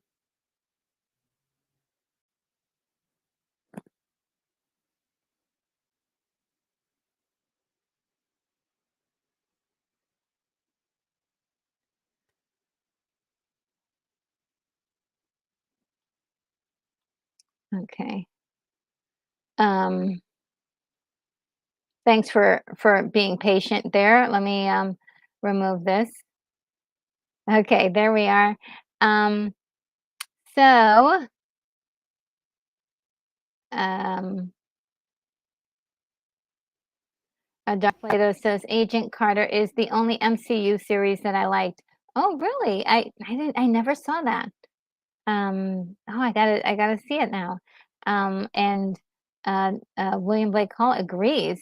And Brogu says, again, my condolences to the family of those who have passed away, like our family members, as well as Mikey's. Oh, thank you so much. Yes, definitely our condolences to everyone who has lost someone. Um, and I'm actually going to add that to the closing of the end there. And William says, Blake Hall says, thank you. And well, Brogu says, enjoy the rest of your day, everyone, and always remember this is the way. Absolutely, this is the way. Um, and William Blake Hall says, I'm going to be like 19. Anyone want to be 20? Yes, thank you. And oh, Volcano is here and says Starfield is going to be released tomorrow. Hype. Starfield? What's that? What's Starfield? Is a movie? Volcano. I need to know. Okay. Darth Plato says Dune is the only good book. Honestly, I wouldn't do the others. Oh, really? I found some enjoyment out of Emperor Dune. I thought the story was insane, and after that, it gets a little bit much. But Children of Dune has a great storyline as well that I think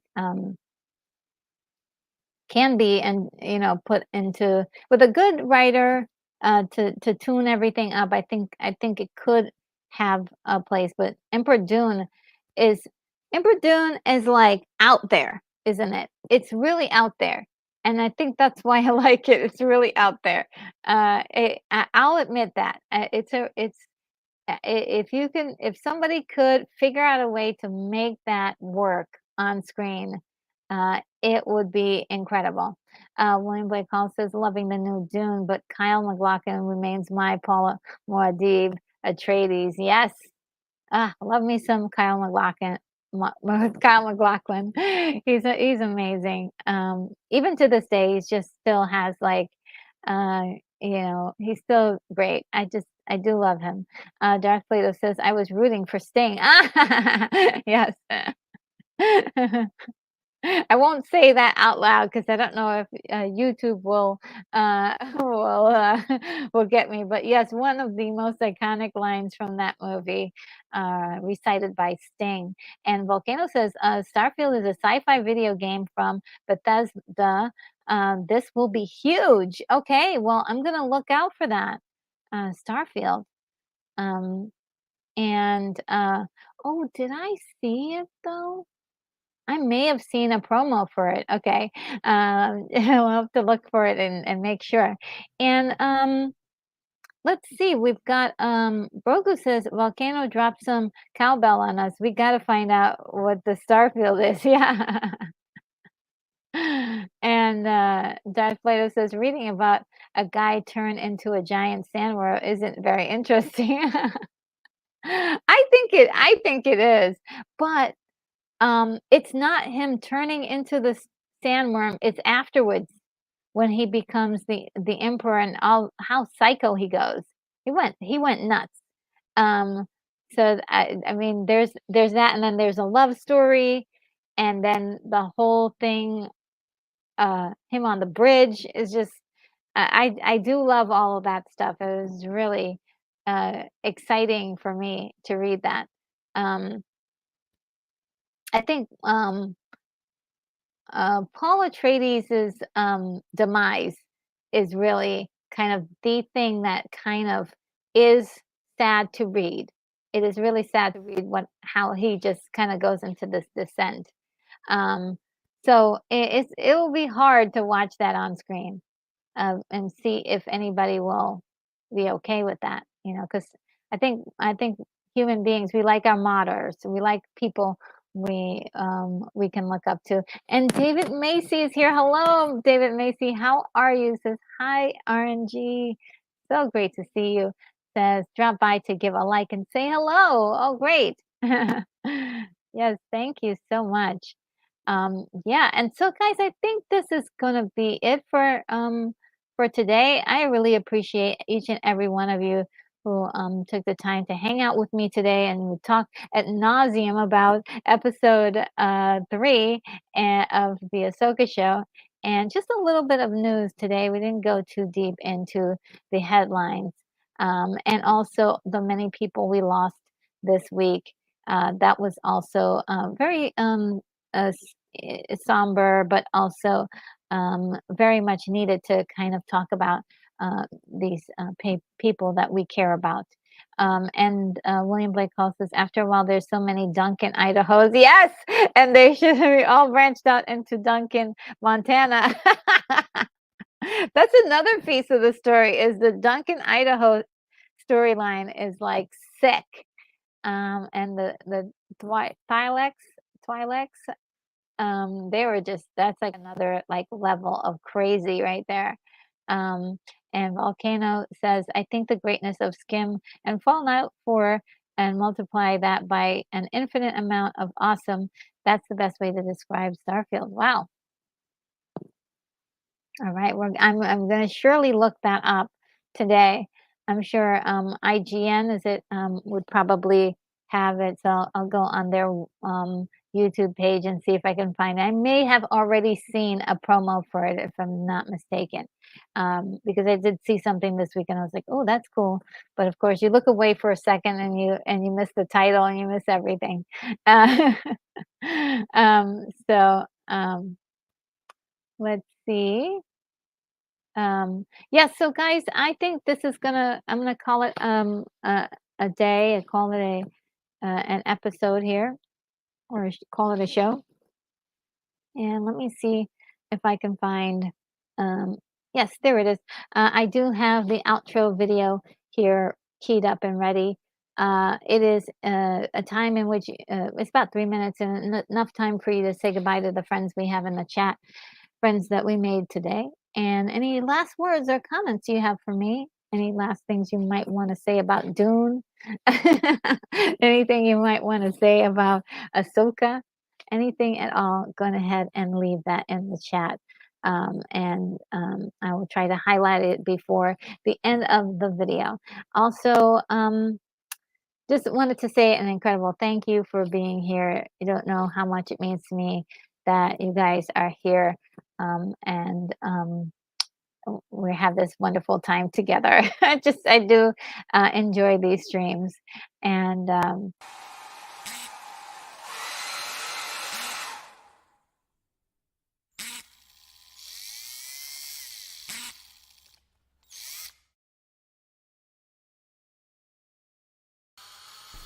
Retro Nerd Girl, you are clear for takeoff.